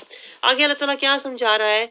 आजिज़ी इख्तियार करो। आयत 37 में अल्लाह कह रहा है अकड़ के ना चलो। वही बात, अल्लाह को नरमी पसंद है और आजिज़ी पसंद है। आप समझ रहे हैं? यहाँ से ये मैंने सारा सीखा था, जो मैं आपको बताती हूँ। दिलगिरी, आजिज़ी, सादगी। आप समझ रहे हैं? ये यहाँ से सारे पॉइंट लिए हुए मैंने। आगे अल्लाह ताला क्या कह रहा है कि अल्लाह ताला को पसंद नहीं है अकड़ के चलने वाले लोग, अल्लाह ताला को बिल्कुल पसंद नहीं है। आगे अल्लाह ताला क्या समझा रहा है? अल्लाह के साथ आयत 39 किसी को शरीक ना ठहराओ, सब कुछ देने वाला तो अल्लाह है। सारे देखो जिंदगी के सूलो जवाबत तुम्हारे तय करने वाले, हिदायत दिखाने वाला भी अल्लाह है। तो फिर अल्लाह कह रहा है किसी के साथ अल्लाह को शरीक ना ठहराओ, वरना क्या होगा?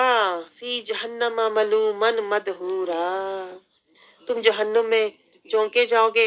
आगे अल्लाह ताला कह रहा है देखो कितनी अजीब ये काफर, ये मुशरिक बातें करते हैं, अल्लाह का शरीक ठहराते हैं, बेटियों को कहते हैं ये फरिश्ते अल्लाह की बेटियां हैं। अस्तगफिरुल्लाह। अल्लाह कहता है ये कितनी गलत बात ये कर रहे हैं। अल्लाह ताला तो बेटियों का मोहताज है ही नहीं, वो तो बदीउ समावात है, जमीन आसमान को पैदा करने वाला जो है, उसे बेटियों या बेटे किसी की भी तलब नहीं है, वो बेनियाज है। सुभान, देखिए सुभान से तो इस सूरत का आगाज होता है। अल्लाह पाक है। आगे अल्लाह ताला क्या कह रहा है कि इस कुरान पाक में बार बार नसीहत करता है। आयत नंबर 41 अल्लाह कहता है मैं बार बार तुम्हें नसीहतें करता हूँ, घुमा घुमा के। अल्लाह वही बातें करता है ना। अल्लाह कहता है मैं इसलिए करता हूँ ताकि तुम्हें समझ आ जाए। लेकिन जिन्होंने नहीं माननी होती ना, वो नहीं मानते, जितना मर्जी आप उन्हें बार बार दोबारा बातें समझाओ, वो सुनी अनसुनी ही कर देंगे। आगे अल्लाह ताला क्या समझा रहा है कि उसके सिवा कोई माबूद नहीं है। अल्लाह ताला 42 आयत में यही समझा रहा है कि ये जो काफर मुनकर दावे कर रहे हैं, पूजा कर रहे हैं, अगर कोई रब इनका होता तो अब तक ले ना आते सामने। तो ये अल्लाह ताला ये समझा रहा है कि कोई इसकी हकीकत नहीं है, ये जो बुतों की पूजा कर रहे हैं, अगर होता तो पता लग जाता, सामने आ चुका होता। तो यानी कि अल्लाह कह रहा है ये वक्त ही ज़ाया कर रहे हैं अपना। अल्लाह फिर अपनी शान बयान कर रहा है, सुब्हानहू व तआला अम्मा यकूलून अलुवन कबीरो। ये जो फजूल अल्लाह कह रहा है कर रहे हैं, बुत परस्ती या शिरक कर रहे हैं, ये इनका कुछ भी हासिल हसूल होने वाला नहीं है। आगे अल्लाह ताला अपनी कायनात की हकीकत, पहले अपनी हकीकत बताई, फिर अल्लाह अपनी हकीकत बता रहा है। आयत 45 में अल्लाह कह रहा है क्या ज़मीन और आसमान की हर चीज़ अल्लाह की तस्बीह कर रही है। सुभान अल्लाह। इससे अल्लाह हमें क्या समझा रहा है कि जिस तरह कायनात की हर चीज़ मेरी तस्बीह कर रही है ना, तो ऐ बंदे तू भी तो इसी कायनात का हिस्सा है ना, तू भी मेरी तस्बीह किया कर, हर वक्त मेरा जिक्र किया कर, मेरी फिक्र में रहा कर, मतलब दुनिया की फिक्रें ना कर। आगे अल्लाह क्या बता रहा है कि ये जो काफर हैं, मुनकर हैं, हमने इनके दिलों पर पर्दे डाल दिए। ये नोट करें, ये इसलिए इन्हें समझ नहीं आती, जितना मर्जी इन्हें समझा लो, यानी कि जितना मर्जी देख लो, जमीन आसमान देखेंगे, जितने मर्जी पढ़े लिखे हो जाएं, लेकिन क्या अल्लाह कहता है इनके दिलों पर पर्दे।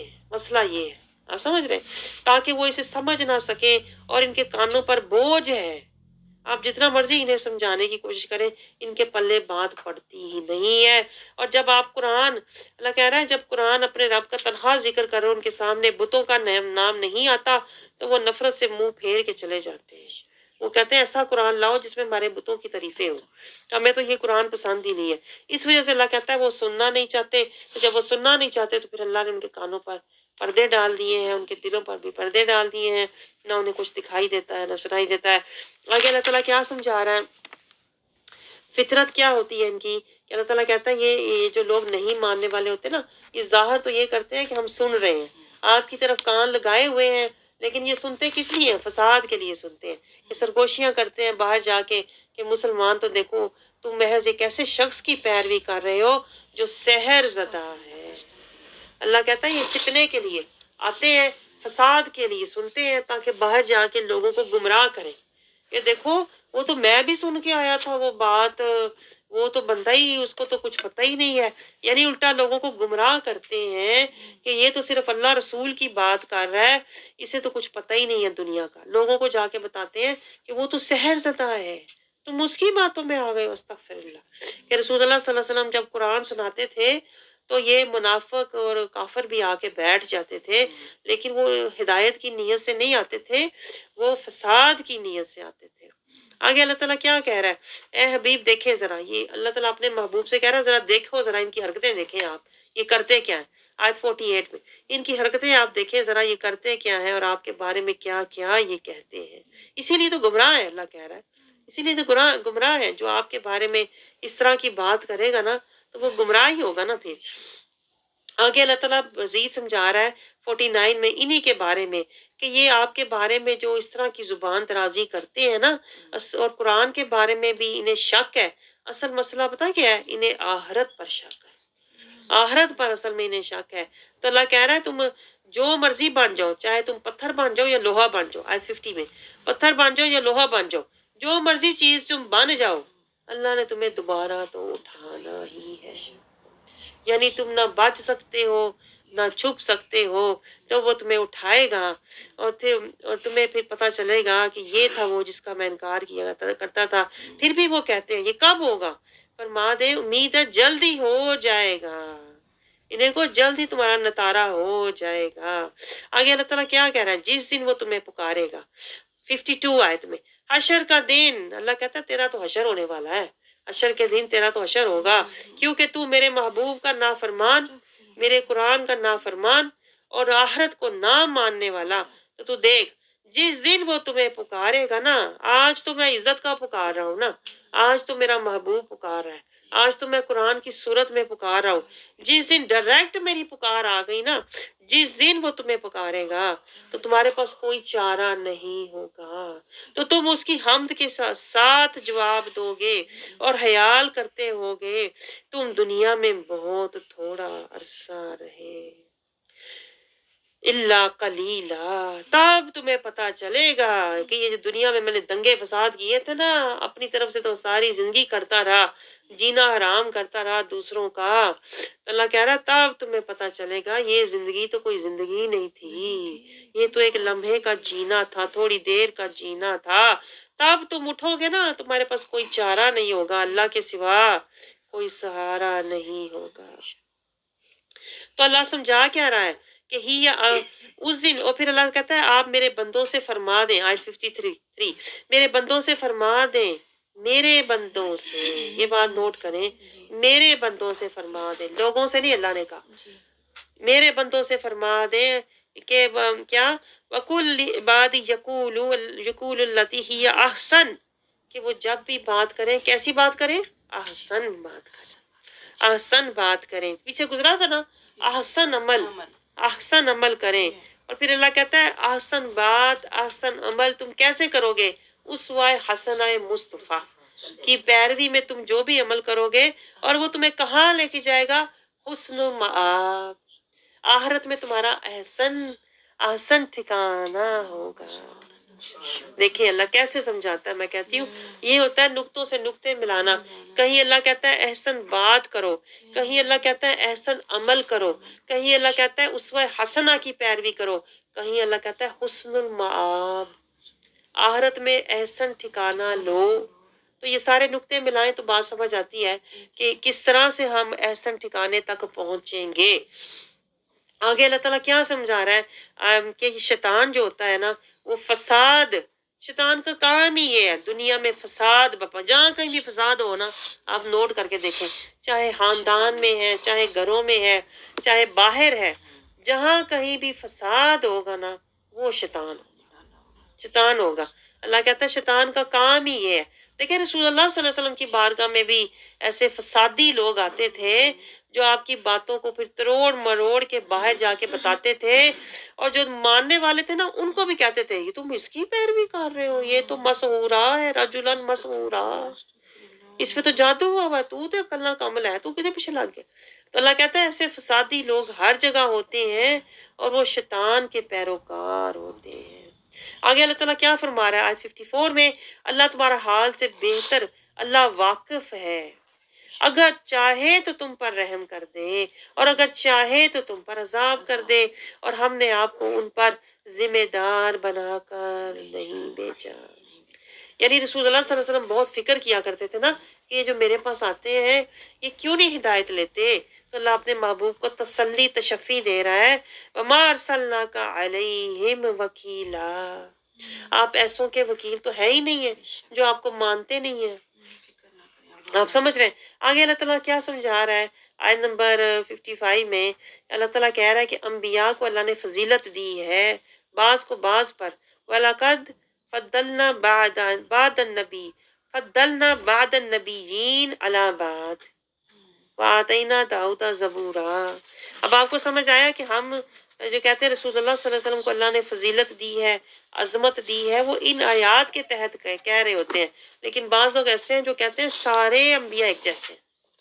मैं आपको बताऊं ना, सारे अंबिया एक जैसे होते हैं ना सारे अल्लाह के बंदे एक जैसे होते हैं। बंदों को भी अल्लाह कहता है मैंने बाज को बाज पर फजीलत दी है, इल्म से, तकवा से, नूर से, ईमान से, हिदायत से। इसी तरह अंबिया भी बाज को बाज से, कोई कलीमुल्लाह है, कोई खलीलुल्लाह है, कोई हबीबुल्लाह है। तो अल्लाह कहता है मैंने फजीलत दी है। आगे अल्लाह ताला हमें क्या समझा रहा है कि या अल्लाह ताला कह रहा है कि अल्लाह के ताला के सिवा कोई मदद करने वाला नहीं है। आयत 56 में अल्लाह ताला कह रहा है जिन्हें तुम पूजते हो वो तो खुद वसीला ढूंढ रहे हैं, यानी ये जो बुत हैं ये तो खुद यानी कि आग में डाले जाएंगे। और ये जो तुम अंबिया को तुम अस्तगफिरुल्लाह, ये जो यहूदी थे उज़ैर अलैहिस्सलाम को अल्लाह का बेटा कहते थे, और जो ईसाई जो थे वो कहते थे अल्लाह ताला ईसा अलैहिस्सलाम को, तो अल्लाह कहता है ये तो खुद वसीला ढूंढेंगे, तो तुम किस तरह यानी कि इनके पीछे तुम ये गलत अकीदा लेके बैठे हुए हो।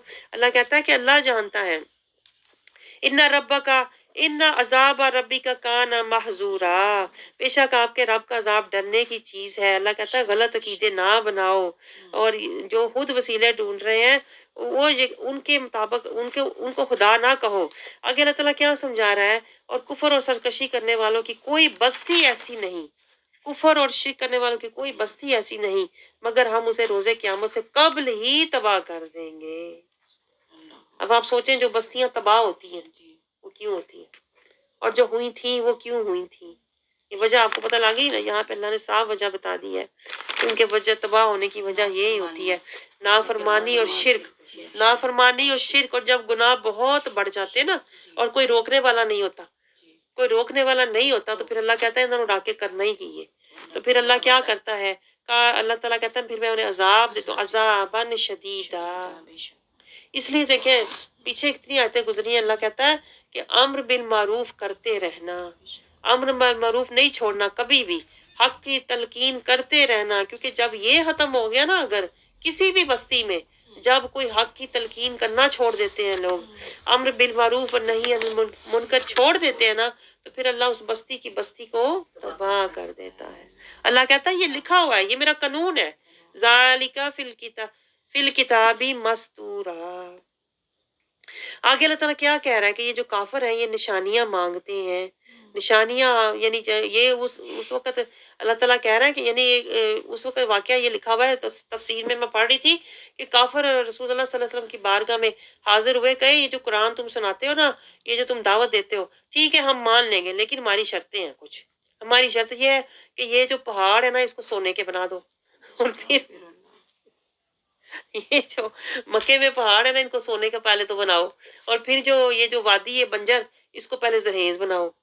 तो यानी कि ताकि हमें फायदे जो हम चाहते हैं पहले वो करो। तो अल्लाह ताला कह रहा है कि हम ये अल्लाह ताला इस आयत के बारे में समझा रहा है कि निशानियां जो ये आपसे मांगते हैं ना, ये करो ये करो। अल्लाह कहता है समूद वालों के साथ देखा क्या हुआ था, समूद की जो कौम तबाह हुई थी, निशानी आई थी ना, अल्लाह जो उनके हुक्म पूरा हुआ था, जो उन्होंने कहा था, मुतालबा किया था ना, फिर हशर पता है उसके बाद क्या होता है, ये सोच लो। उसके बाद फिर अजाब आता है। ये अल्लाह कह रहा है, ये जो आगे आपको कह रहे हैं ना, इनको बता दो कि फिर अजाब के लिए भी तैयार रहना। आगे अल्लाह ताला फिर मेराज का जिक्र कर रहा है कि ऐसे जो लोग होते हैं, काफर होते हैं या मुनाफिक होते हैं, वो मेरे नबी की मेराज के बारे में भी शक में ही पड़े हुए हैं। कोई कह रहा है ख्वाब है, कोई कह रहा है हकीकत है। अल्लाह कह रहा है इस बहस से मतलब क्या है, इससे तो कोई मतलब तुम्हारा है ही नहीं। मैं वो तो मेरे महबूब की मुलाकात है, इसी बात है कि नहीं। तुम क्यों वक्त ज़ाया कर रहे, तुम उसकी तालीमात पर अमल करो, उसकी इताअत करो। आप समझ रहे हैं, उसकी शरीयत पर अमल करो। तुम्हें इस चीज़ को फितना बनाने की जरूरत नहीं है। ये इस आयत 60 में अल्लाह ताला ने समझाया है। और फिर अल्लाह कह रहा है देखो, एक जहन्नुम में एक दरख्त है, एक दरख्त है। कौन सा दरख्त है वो, ये अल्लाह ने यहाँ लिखा हुआ है, वो दरख्त है शजर ज़क़ूम,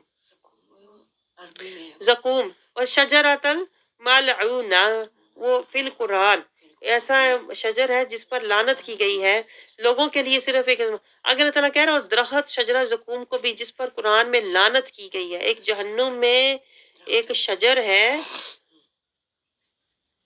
ठीक है, अल कुरान में उस पर लानत की, कहते हैं उसके फल जो है ना वो शैतान की शक्ल के हैं, और वो खाना है जहन्नमियों का। तो इसलिए कुरान में उस पर लानत की गई है, और हम उन्हें डराते हैं मगर ये उनमें कोई इजाफा नहीं करता। अल्लाह कहता है ये लोग डरते नहीं है, इन्हें जितना मर्जी बता दो। अब देखिए ये आयत जब नाजिल हुई ना, तो कहते हैं कि अबू जहल आ गया, कहता है लो जी, उसे तो अबू जहल को तो कोई बहाना चाहिए था, है अबू जहल तो अपनी तरफ से बड़ा वो कि मुझे बड़ा पता है। तो कहता है ये देखो ना कितनी बात गलत है, जैसे नहीं होता है लॉजिकल, ये कोई लॉजिक बनता है कि आग जो है दरख्त आग में कैसे लग सकता है। वो इतराज लेके आ गया, कहता है इन्होंने कहा है कि जहन्नुम में एक दरख्त है, और एक तरफ कहते हैं कि दरख्त लकड़ी को ना आग जला देती है। तो ये कोई अकल में आने वाली बात है कि दरख्त आग में लगा हो। तो ये अल्लाह कह रहा है कि जो इस तरह के लोग होते हैं ना, वमा यजीदुहुम इल्ला तुगयानन कबीरा, बजाय से कि डरते वो नुक्ता उठा के ले आया और नुक्ता उठा के तो रसूल अल्लाह पे इतराज कर रहा है। वो कहता है मेरी अक्ल में बात नहीं आ रही। तो अल्लाह कह रहा है तेरी अक्ल, अल्लाह कह रहा है तेरी अक्ल है, तुझे अक्ल की जरूरत क्या है।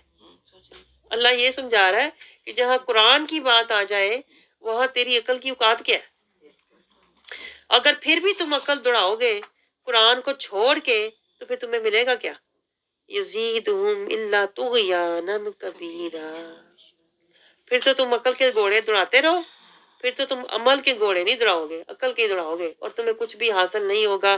बस मजीद सरकशी में तुम बढ़ते जाओगे। इसलिए अतीउल्लाह अती रसूल में वक्त गुजारो, अकल के घोड़े ना दौड़ाओ, तो एडा अकलमंद ना बन। अल्लाह नू नहीं तेरी अकल की जरूरत। आगे अल्लाह हमें भी समझा रहा है, मैं आपको बताऊं, हमें भी अल्लाह समझा रहा है। कई लोग होते हैं बड़े टेक्निकल, हर बात बड़ी लॉजिकल, बड़ी रैशनल, जब तक ना हो वो कहते हैं नहीं ना, तो बात की सेंस नहीं। अल्लाह कह रहा है तेरी सेंस की मुझे जरूरत ही नहीं, ना तेरी सेंस की जरूरत है ना तेरे दिमाग की जरूरत है। तू बस पढ़ के तो समय ना वा तो ना अमल करने वालों में बन जा, अपनी सेंस ना यूज कर, उससे तेरा वक्त भी जाया होगा और तेरे अंदर सरकशी बढ़ेगी। आप समझ रहे हैं, क्योंकि तेरी अकल जो है ना वो शैतानी अकल है, रहमानी नहीं है। ये पॉइंट नोट करें, हर किसी के पास रहमानी अकल नहीं होती। कई लोग होते हैं शैतानी अकल वाले, उनकी शैतानी अकल बड़ी तेज होती है, जरा आप बात सुन लेना उसको कहीं से कहीं ठाक ले जाएंगे, आपको पता भी नहीं होगा। तो हर बंदे की अकल रहमानी नहीं होती। तो जिनकी रहमानी होती है वो तो आजिज हो जाते हैं, और जिनकी शैतानी होती है वो सरकश हो जाते हैं। आगे अल्लाह ताला वही वाकया बयान कर रहा है فرشتوں کا جیسے آدم علیہ السلام کی تخلیق ہوئی، اللہ کہتا ہے کیسے ہوا یہ سارا واقعہ، اللہ تعالیٰ نے بنایا فرشتوں کو، آدم علیہ السلام کو بنایا. تو شیطان نے، اب یہ پوائنٹ نوٹ کریں، ہر دفعہ جب یہ واقعہ آتا ہے نا تو اللہ کوئی نیا پہلو بتا رہا ہوتا ہے. یہ نہ سمجھا کریں اللہ بار بار وہی گل دہرا رہے ہیں، نہیں، اس کے اندر کوئی نیا نقطہ ہوتا ہے، کوئی نیا اینگل ہوتا ہے جو اللہ نے فردر سٹوری کو آگے لے کے جانا ہوتا ہے. آپ سمجھ رہے ہیں؟ لیکن عام جو لوگ ہوتے ہیں وہ سمجھتے ہیں وہی سٹوری بار بار، وہی نہیں ہوتی. اللہ جیسے اگلی قسط، اللہ اگلی قسط بتا رہا ہوتا ہے کہ وہ ہوا کیا. اللہ تعالیٰ سمجھانے کے لیے کہ دیکھو شیطان کو ظاہر، اللہ تعالیٰ کہہ رہا ہے جو ظاہر دیکھنا جو ہے نا، یہ دیکھیں یہ لنک کیوں ہے، یہ بات لنک کے ساتھ ہی اللہ تعالیٰ واقعہ بیان کر رہا ہے فرشتوں کا. تو اللہ یہ بتا رہا ہے ظاہر جو دیکھنا ہے نا وہ شیطان کی فطرت ہوتی ہے. یہ پوائنٹ نوٹ کریں. اسی طرح جو ابو جہل تھا نا وہ بھی ظاہری باتیں پکڑتا تھا، تو شیطان بھی اسی طرح کرتا تھا. شیطان بھی اسی وجہ سے ہوا، لعین ہوا. اور یہ کہنے لگا آیت نمبر 62 میں اللہ کہہ رہا ہے شیطان بھی اعتراض کرنے لگا ظاہر دیکھ کر، جس طرح ظاہری بات سن کے ابو جہل اعتراض کرنے لگ گیا تھا نا رسول اللہ پر، اسی طرح شیطان نے بھی کیا تھا. وہ کہنے لگا یہ وہ شخص ہے جسے تو نے مجھ پر فضیلت دی ہے. ظاہر دیکھا نا، ظاہر اللہ نے بنایا ہے مٹی سے، گارے سے، تو کہتا ہے یہ اسے مجھ پر فضیلت دی ہے. یہ شیطان کا انداز تھا. یعنی اس نے آدم علیہ السلام کو استغفر اللہ معاذ اللہ حقارت کی نظر سے دیکھا. تو اللہ یہ سمجھا رہا ہے کہ کبھی بھی جن کو اللہ فضیلت دے نا ان کو حقارت کی نظر سے کبھی مت دیکھنا. تمہیں نہیں پتا ان کے اندر تقویٰ کا نور ہے، اللہ کی ہدایت کا نور ہے، اللہ کی محبت کا نور ہے. تو یہ شیطانی فطرت ہوتی ہے جو ظاہر کسی کا دیکھ کے نا یہ فقیری، سادگی، عاجزی، یہ تو کچھ بھی نہیں. تو اللہ کہہ رہا ہے یہ شیطانی فطرت ہے. تو شیطان نے آدم علیہ السلام کو اس طرح سے سمجھا تھا. اور پھر کیا ہوا، پھر اس نے کیا وجہ کہ تم مجھے قیامت، پھر اس نے اللہ سے مہلت مانگی، قیامت کے دن تک مجھے مہلت دے دے، میں اس کی اولاد کو، استغفر اللہ، یعنی اس نے اتنا آدم علیہ السلام کو حقیر سمجھا. اس نے کہا یہ تے کتے ہوئے میں تیری نسلیں بھی نہیں چھڑ رہی ہوں. یہ اللہ کو اس نے دھمکی امیز، جیسے کہتے ہیں نا کسی کو آپ اتنا کہو کہ تو کی شام ہے تیرے پچھلے میں ویکھ لاں گا، اتنا شیطان کے اندر غرور تھا. اللہ کہہ رہا ہے اس کا یہ تکبر ہی اس کو اللہ کے قہر تک لے کے گیا تھا. یہ اللہ بتا رہا ہے کہ اس کے اکڑ کی یعنی تکبر کی حد دیکھو. کہتا ہے یہ آدم علیہ السلام، اچھا میں تو دیکھنا، میں تو اس کی جو نسلیں ہوں گی نا، اس کی اولاد کو سوائے چند افراد کے، کہتا ہے سب کو، پہلے تو کہہ رہا ہے سب کو ترو کے لے جاؤں گا، پہلے تو وہ یہ سمجھ رہا تھا، بعد میں سے ریئلائز ہوا کہ سب کو میں نہیں کر سکوں گا. پھر کہتا ہے سوائے چند کے، جڑ سے ہی اکھاڑ دوں گا. اتنا اس کے اندر غرور تھا، جڑوں سے اکھاڑ کے کہتا ہے میں ان کو ماروں گا. جیسے کہتے ہیں نا کسی کو اتنا بے وقت سمجھنا، انہاں تو میں اس طرح کر دوں گا، جڑیں اکھاڑ کے رکھ دوں گا. اتنا شیطان کے اندر. اللہ کہہ رہا ہے، اللہ نے پھر کیا فرمایا، اللہ کو تو پتا تھا کہ اس کے اندر یہ غرور ہے، اللہ کو تو پتا تھا. اللہ تو قادر اللہ کل السمیع بصیر علیم خبیر ہے. اسی لیے تو اللہ نے کہا تھا سجدہ کرو کہ تیری جو اندر کا اتنا تھا، تیرے اندر اکڑ ہے نا وہ ذرا باہر آ جائے. اب دیکھیں یہی ہمارے ساتھ ہوتا ہے کہ کسی کے پاس 4 پیسے آ جائیں تو وہ بندہ بڑی اکڑ میں چلا جاتا ہے، کسی کے پاس مال و دولت آ جائے وہ اکڑ میں چلا جاتا ہے. اللہ کہتا ہے میں تو دیتا ہی اس لیے ذرا دیکھوں تیرے اندر ہے کیا، تیرے اندر کی جو اکڑ ہے نا وہ باہر آ جائے. تو اس طرح اللہ دیکھتا ہے کون شیطان کے مکر والا ہے اور کون عاجزی والا ہے. جو دولت والا ہو کے بھی عاجز ہوتا ہے سمجھ لیں وہ اللہ کا بندہ ہے، اور جو دولت والا ہو کے اکڑ میں چلا جائے سمجھ لیں وہ شیطان کا پیروکار ہے. اس طرح اللہ جانچتا ہے. آپ سمجھ رہے ہیں کون دائیں ہاتھ والا ہے کون بائیں ہاتھ والا ہے. اللہ تعالیٰ نے کیا فرمایا، اللہ نے فرمایا تجھے مہلت دی. مہلت دی کیڑی گال ہے، اللہ نے کہا مہلت دی کیڑی گال مل ہے، بس ان میں سے جو بھی تیری پیروی کرے گا. اصل چیز کیا ہے، اصل چیز ہدایت ہے، اصل چیز اللہ کی رحمت ہے، برکت ہے، عزت ہے، رضا ہے جس سے تو محروم ہے. تو اللہ کہہ رہا ہے مہلت تو لے لے، مہلت نو لے کے بھی تو جانا تو نے جہنم میں ہی ہے نا، کیونکہ جتنی تیرے اندر اکڑ ہے نا اتنی اکڑ کو پھر جہنم ہی جلائے گی. اس کو جہنم میں صرف ساڑا ہی جا سکتا ہے اور اس کا کوئی چارہ حل نہیں ہے. تو پھر اللہ تعالیٰ نے کیا کہا، ان میں جو بھی تیری پیروی کرے گا، جو بھی اکڑ والا ہوگا، جس کے اندر بھی تکبر ہوگا، جس کے اندر بھی مکر ہوگا، جس کے اندر بھی یہ تیرا غرور ہوگا نا، پھر اللہ کیا کہہ رہا ہے؟ جہنم، ان کی جہنم جزاؤکم جزاء موفورا، پوری پوری اللہ کہتا ہے انہیں میں پھر جزا دوں گا، جہنم میں ڈالوں گا، کیونکہ جو اکڑ ہے پھر اس کے لیے آگ ہے۔ آگے اللہ تعالیٰ کیا سمجھا رہا ہے؟ اور جس پر بھی تیرا بس چلتا ہے، جس پر بھی تیرا بس چلتا ہے اسے اپنی آواز سے، دیکھیں یہ بہت ایک گہرا پوائنٹ ہے یہاں پر، شیطان کے مکر، اللہ یہ شیطان کے مکر ہمیں بتا رہا ہے، کس طرح شیطان اپنے مکر تمہارے اوپر ڈالے گا، شیطان کے جال، شیطان کے حربے، یہ میں نے یہاں سے سیکھے ہیں، کیسے کیسے شیطان اللہ بندوں کو پکڑنے کی کوشش کرتا ہے، جو اللہ کے راستے میں چلنے کی کوشش کرتے ہیں، کیا کیا کرتا ہے شیطان؟ اپنی آواز سے، اسے اپنی آواز سے ڈگمگا لے۔ اب دیکھیں یہ بھی کئی لوگ ہوتے ہیں جنہیں آوازیں آتی ہیں عجیب قسم کی، آپ کو پتہ ہے؟ کئی لوگوں کے بارے میں میں نے پڑھا ہے کہ جب وہ ایسے غلط کام کرتے جاتے ہیں، وہ کہتے ہیں ہمیں آواز آئی، کہ ایک آدمی تھا اس نے اپنی 3 بیٹیوں کو قتل کیا پاکستان میں نا، چھوٹی بچیوں کو، کہتا ہے مجھے آواز آئی تھی کہ تو یہ کر، تجھے کوئی درجہ مل جائے گا اللہ کی، تو میں نے صبح اٹھ کے اپنی بیٹیوں کو ذبح کر دیا۔ تو یہ آوازیں جو ہوتی ہیں نا، یہ آوازیں شیطانی بھی ہوتی ہیں، میں آپ کو بتاؤں، یہ رحمانی نہیں ہوتی ہیں کہ وہ کوئی فرشتہ آواز دے رہا تھا، شیطانی آوازیں بھی ہوتی ہیں جو گناہ کی طرف جو بندے کو لے کے جاتی ہے نا، شیطان کی باقاعدہ آواز ہوتی ہے، یہ پوائنٹ نوٹ کریں، آواز باقاعدہ آتی ہے، کس کو؟ جو اس کا پیروکار ہوتا ہے، جو پہلے سے ہوتی یاری جنہیں لائی ہوتی ہے نا، جو پہلے اس کا یارانہ جس کے ساتھ ہوتا ہے، پھر شیطان اسے آواز سے بھی پکارتا ہے، آ جائے گناہ کر لے، آ جائے گناہ کر لے۔ اور ایسے لوگوں کو ہم عام زبان میں ہم کہتے ہیں یہ ذہنی مریض ہے، یہ نفسیاتی مریض ہے۔ تو نفسیاتی جو مرض ہوتے ہیں نا، ذہنی جتنے بھی ہوتے ہیں، وہ سارے شیطان کے مس کرنے سے، یہ حدیث میں آتا ہے شیطان مس کرتا ہے بندے کو۔ کس کو مس کرتا ہے؟ جو ناپاک ہوتا ہے۔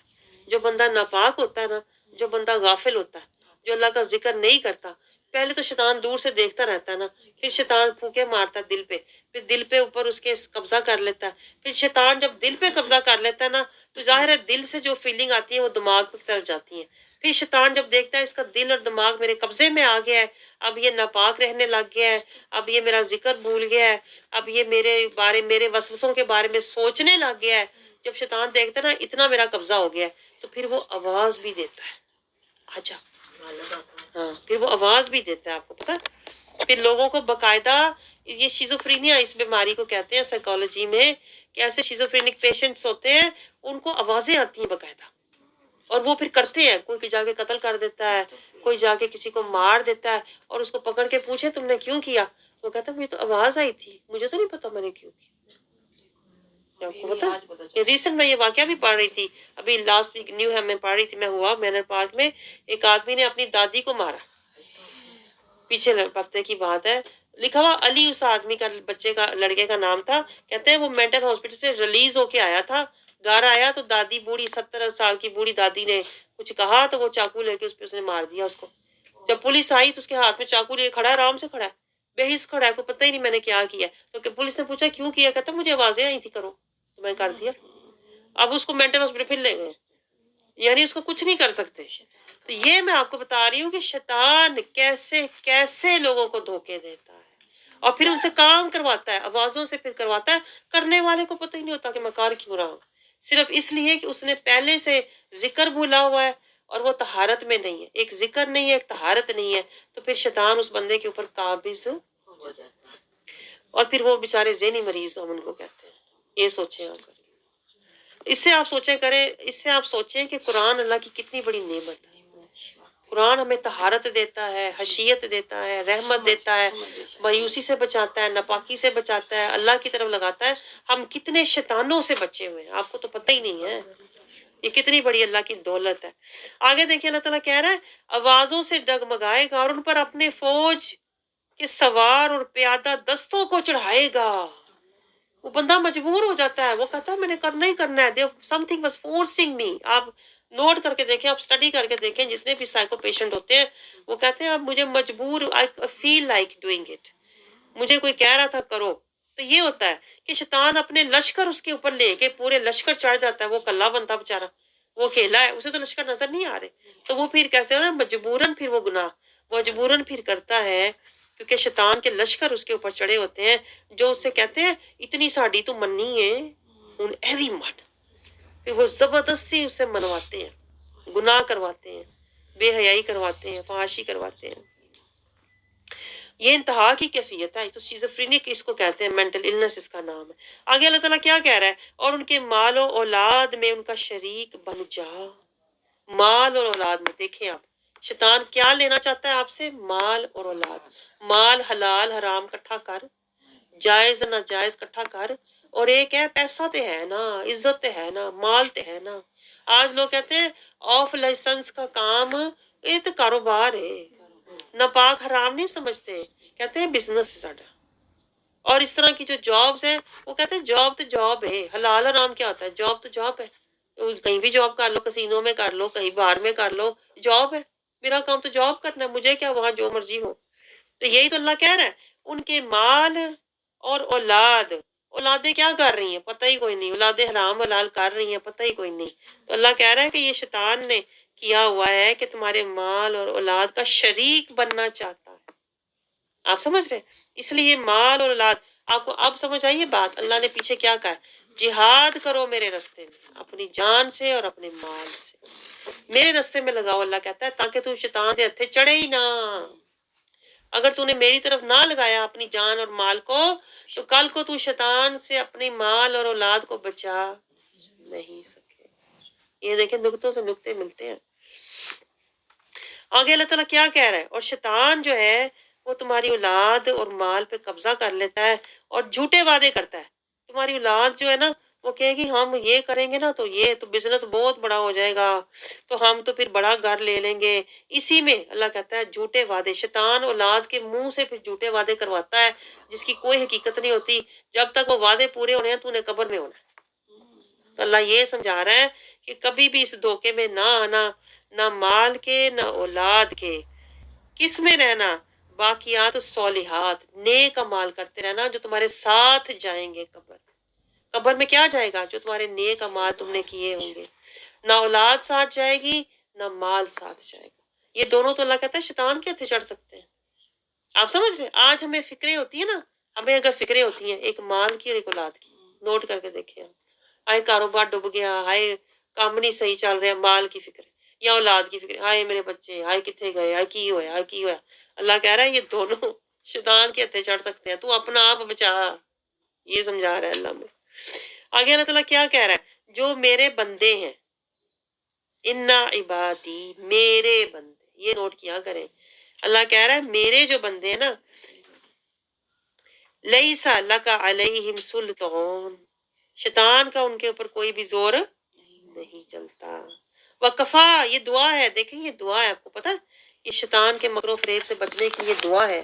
وکفا بربک وکیلا، اللہ سے یہ دعا کیا کرے، وکفا بربک وکیلا، یا اللہ تو میرا وکیل ہو جا۔ وکفا بربک وکیلا، ایک اور بھی آگے دعا ہے، وکفا بربک ہادیا ونصیرا، یا اللہ تو میرا ہادی اور مددگار ہو جا۔ جب آپ اللہ کو ہی اپنا وکیل، اللہ کو ہی اپنا ہادی اور مددگار بنائیں گے تو اللہ آپ کو بچائے گا بھی اور آپ کو آگے راستہ بھی دکھائے گا۔ تو یہ دیکھیں نا، یہ راز ہیں قرآن میں، لیکن ہم ان کو سمجھتے نہیں، ہم ایسے ہی آیت پڑھ کے گزر جاتے ہیں۔ آگے اللہ تعالیٰ کیا سمجھا رہا ہے اپنی قدرت کی نشانیاں 66 67 میں، اللہ کہہ رہا ہے کہ مال اور اولاد کی فکر نہ کر، اپنے ایمان کی فکر کر۔ اور اس کے بعد اللہ کہہ رہا ہے دیکھو میں نے تمہیں اتنی نعمتیں دی ہیں تمہارے لیے، اللہ کہتا ہے سمندر، جہاز، کشتیاں، سب کچھ، یہ سب کیا ہے؟ یہ اللہ کا فضل ہی تو ہے، اللہ کی رحمت ہی تو ہے۔ اور جب سمندر میں اللہ کہتا ہے دیکھو، اللہ سمجھا رہا ہے پیار سے، دیکھو جب تم سمندر میں ہوتے ہو اور جب کوئی مشکل ہو پیش آ جائے، جہاز ڈوبنے لگے، کیا تم کرتے ہو؟ اس وقت سب تمہارے ذہن سے ختم ہو جاتا ہے، صرف اللہ ہی اللہ رہ جاتا ہے، ہوتا ہے کہ نہیں؟ اللہ کہہ رہا ہے پھر تم ایسا کیوں نہیں کرتے؟ عام حالات میں کیوں ایسا نہیں کرتے؟ مشکل میں اللہ، تو عام حالات میں اللہ نہیں ہے؟ عام حالات میں مال، اللہ کہہ رہا ہے عام حالات میں تجھے کیا فکر ہوتی ہے؟ مال کی، اولاد کی۔ اور جب جان پہ بن جائے، جب جان پہ بن جائے گی نا، پھر تو کہے گا اللہ، اللہ یہ سمجھا رہا ہے کہ یہ فطرت چھوڑ دے، یہ کبھی مانا کبھی نہ مانا، تو کبھی ادھر تو کبھی ادھر۔ اللہ کہتا ہے یہ انسانی فطرت چھوڑ دے، بندہ بن، میرا بندہ بن، اور رحمان کی فکر کر، انسانوں والی حرکتیں چھوڑ دے جو کبھی ادھر ہوتا ہے کبھی ادھر ہوتا ہے۔ نہ شکرہ ہوتا ہے، کبھی جب آسانی ہو تو شکر ہو، ورنہ تو اللہ تعالیٰ کہہ رہا ہے کہ مجھے ہر حال میں مجھ سے کیا چاہیے۔ میں یہ نہیں کہہ رہا، دیکھیں یہ میں نے یہاں سے سیکھا، جو میں آپ سے کہتی ہوں اپنے حالات نہ دیکھو، اپنے واقعات۔ یہ انسان کیا کرتا ہے؟ اپنے حالات دیکھ کے، حالات دیکھتا ہے، جب دیکھا مشکل میں ہے تو اللہ اللہ کرنے لگ جاتا ہے۔ اللہ کیا کہہ رہا ہے؟ اللہ کہتا ہے مجھے تیرا ایسا پکارنا نہیں چاہیے، نہ ایسا ماننا چاہیے۔ مشکل میں پڑا تو اللہ ہی اللہ، آسانی آ گئی تو اولاد کتنے ہوئے، مال کتنے ہوئے، اس وقت نہ اللہ یاد نہ رسول یاد، کچھ بھی نہیں یاد۔ اللہ کہتا ہے میں یہ نہیں چاہتا کہ تم اپنے حالات، واقعات، خواہشات، جذبات دیکھ کے مجھے یاد کرو، میں چاہتا ہوں تم ویسے ہی میرے بندے بن جاؤ، کیونکہ دیکھو میں نے تمہیں نعمتیں اتنی دی ہوئی ہیں نا، میں نے تمہیں سہولتیں، رحمتیں، برکتیں، عزتیں، حفاظتیں شیطان سے اتنی میں نے تمہیں دی ہوئی ہیں، اس کے بعد تم میرا شکر گزار بندہ بن نا، ویسے ہی شکر گزار بندہ بن۔ اب اور لے کے تجھے پھر شکر کرنا ہے، ویسے ہی میرا شکر گزار بندہ بن، ذکر کر، آخرت کی فکر کر، شکر کر، صبر کر، توکل کر، رضا میں رہ، اور مجھے اپنا وکفا بربی کا وکیلا، اور مجھے ویسے ہی اپنا وکیل بنا لے۔ یہ نہیں کہ مشکل میں مجھے پکڑ، مجھے ویسے ہی تو اپنا وکیل بنا، اپنا ہادی بنا، ہادیاں و نصیرا۔ تو اللہ باتوں باتوں میں نا یہ راز ہے جو میں آپ سے باتیں کر رہی ہوں، باتوں باتوں میں اللہ راز سمجھا رہا ہے کہ مجھے ظاہری نہیں، مجھے باطنی تیرا ماننا چاہیے، مجھے وقتی نہیں، مجھے دائمی تیرا ماننا چاہیے، ایماننی چاہیے۔ آگے اللہ تعالیٰ کیا کہہ رہا ہے آیت نمبر 68 میں، اللہ کے 69 میں، اللہ کے عذاب سے کبھی بھی بے خوف نہ ہونا، کبھی بھی کسی وقت بھی اللہ کی پکڑ آ سکتی ہے۔ آگے اللہ تعالیٰ آیت 70 میں کیا کہہ رہا ہے کہ ہم نے انسان کو عزت دی۔ دیکھیں اللہ تعالیٰ یہ پوائنٹ ہمیں سمجھا رہا ہے، وَلَقَدْ كَرَّمْنَا بَنِي آدم، کہ اے آدم تو اپنی حقیقت سمجھ، تجھے شیطان کی پیروی نہیں کرنی چاہیے، وہ تو رذیل ہے، وہ تو ذلیل ہے، وہ تو رجیم ہے۔ اے انسان تو اپنی حقیقت پہچان، تجھے تو اللہ نے کرمنا، تجھے عزت والا بنایا ہے، تیرے ہی لبادے میں تو میرا محبوب آیا ہے، اس سے بڑی عزت تجھے کیا دوں گا میں؟ تیرے واسطے، تیری ہدایت کے واسطے تو میرا محبوب رحمت بن کے آیا ہے، اس سے زیادہ عزت کیا ہوگی؟ تیرے واسطے تو قرآن میں نے بھیجا ہے۔ یہ ساری چیزیں کیا ہیں؟ تجھے عزت دی ہوئی ہے نا، اللہ کہہ رہا ہے، تو اب اس عزت کو رکھ۔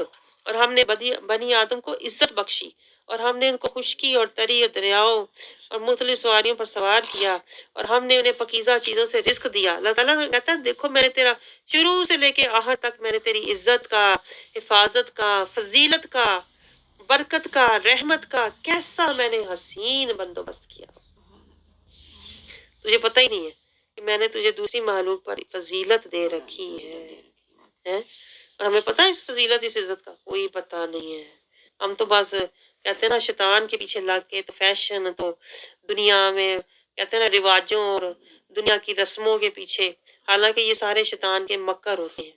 آگے اللہ تعالیٰ کیا کہہ رہا ہے کہ ہر کوئی حشر کے دن، آیت 71، ہر کوئی حشر کے دن اپنے امام کے ساتھ پیش ہوگا۔ دیکھیں نوٹ کریں ذرا یہ، بھی امامہم، اپنے امام کے ساتھ جو آئے گا نا، اللہ کہتا ہے میں اسے دائیں ہاتھ میں کتاب دوں گا۔ تو جس کا امام ہی کوئی نہ ہوگا، سوچیں ذرا یہ پوائنٹ، جس کا مرشد ہی کوئی نہ ہوگا، جس کا ہادی کوئی نہ ہوگا، پھر اس کے ساتھ شیطان ہوگا۔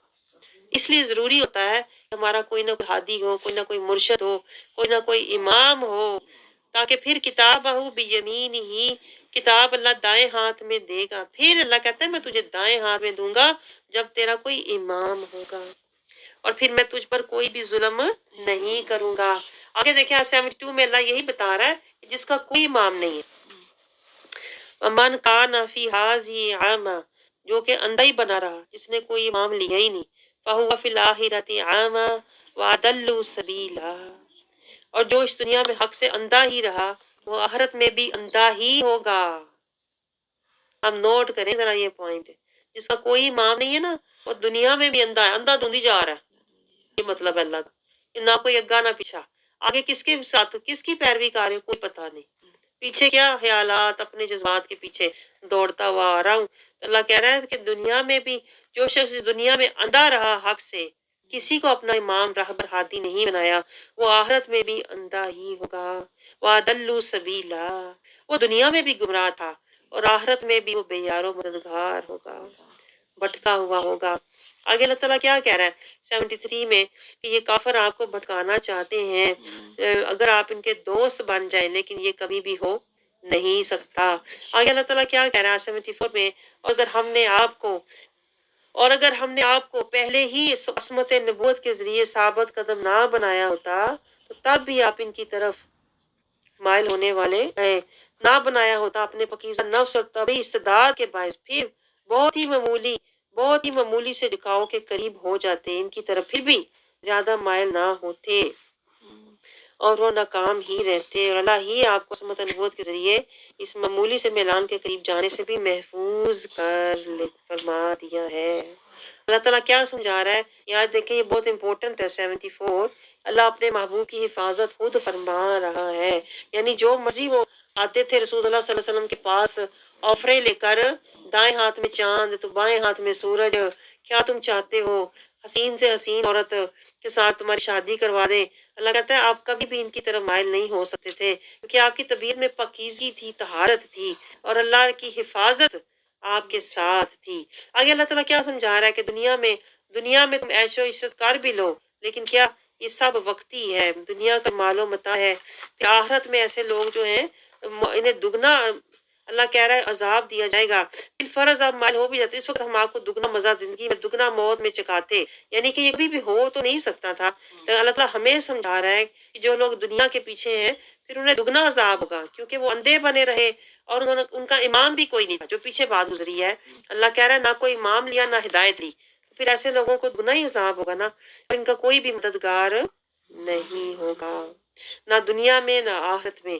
آگے اللہ تعالیٰ کیا سمجھا رہا ہے 76 میں 77 میں کہ جو میرے محبوب کو نکالے گا یا ان کے بارے میں کچھ بھی کہے گا وہ خود رسوا ہوگا، آخرت میں خود ہی رسوا ہوگا، اور نبی کے نافرمان جو ہیں وہ کبھی بھی کامیاب نہیں ہو سکتے، یہ اللہ کا دستور ہے۔ آگے اللہ کیا سمجھا رہا ہے 78 79 میں، اللہ تعالیٰ کہہ رہا ہے کہ آپ سورج ڈھلنے سے لے کر اپنے محبوب کو کہہ رہا ہے کہ آپ ان کی باتوں پر توجہ نہ دیں، کوئی مانے یا نہ مانے۔ آپ کا کام کیا ہے؟ سورج ڈھلنے سے لے کر رات کی تاریکی تک نماز قائم فرمائیں، یعنی اللہ کی بارگاہ میں حاضر ہی رہا کریں، اور نماز فجر کا وقت خاص طور پر قرآن پاک پڑھنا اس پہ لازم کر لیں۔ بے شک نماز فجر کے قرآن میں حاضری ہوتی ہے۔ فجر کے وقت کیا ہوتا ہے؟ فجر کے وقت کانا مشہودا، فرشتے حاضر ہوتے ہیں، ان کی ڈیوٹیاں بدلتی ہیں نا فجر کے وقت، تو وہ آتے ہیں اب دیکھنے کہ کون ہے جو اللہ کی یاد میں بیٹھا ہوا ہے۔ تو اگر آپ قرآن پڑھیں تو فرشتے بھی بیٹھ کر سنتے ہیں، اور اللہ کے محبوب کو یہ سمجھا رہا ہے کہ آپ کا غم اور فکر توجہ اور یہ ہونی چاہیے، اور جو یعنی کہ نہیں مانتے آپ ان کی فکر اور ان کے بارے میں سوچنا بالکل چھوڑ دیں، یہ دنیا میں 2 دن کی عیش کر لیں۔ آپ کا جو اللہ سے ہے محبت اور تعلق آپ اس کو قائم رکھیں، فجر کے وقت زیادہ قائم رکھیں، ظہر اثر پورا دن اللہ ایک طرح سے اپنے محبوب کو کہہ رہا ہے آپ میری توجہ میں رہیں، آپ مجھے اپنی توجہ میں رکھیں، میں آپ کو اپنی نگاہ میں رکھے ہوئے ہوں۔ اور اس کا بہانہ کیا ہے؟ اس کا بہانہ نماز ہے۔ نماز قائم جب آپ کریں گے تو پھر تو 24 گھنٹے ہی تو میرا بندہ ہے نا، پھر تو ہر وقت فائنہ کا بھی آیونی نا، پھر تو میں نے تجھے اپنی نگاہوں میں ہی ہر وقت تجھے اپنی نگاہوں میں بسا رکھا ہے، لیکن نمازوں کے ذریعے میں نے بلا رکھا ہے کن کو؟ جو میرے محبوب کے در کے منگتے ہیں۔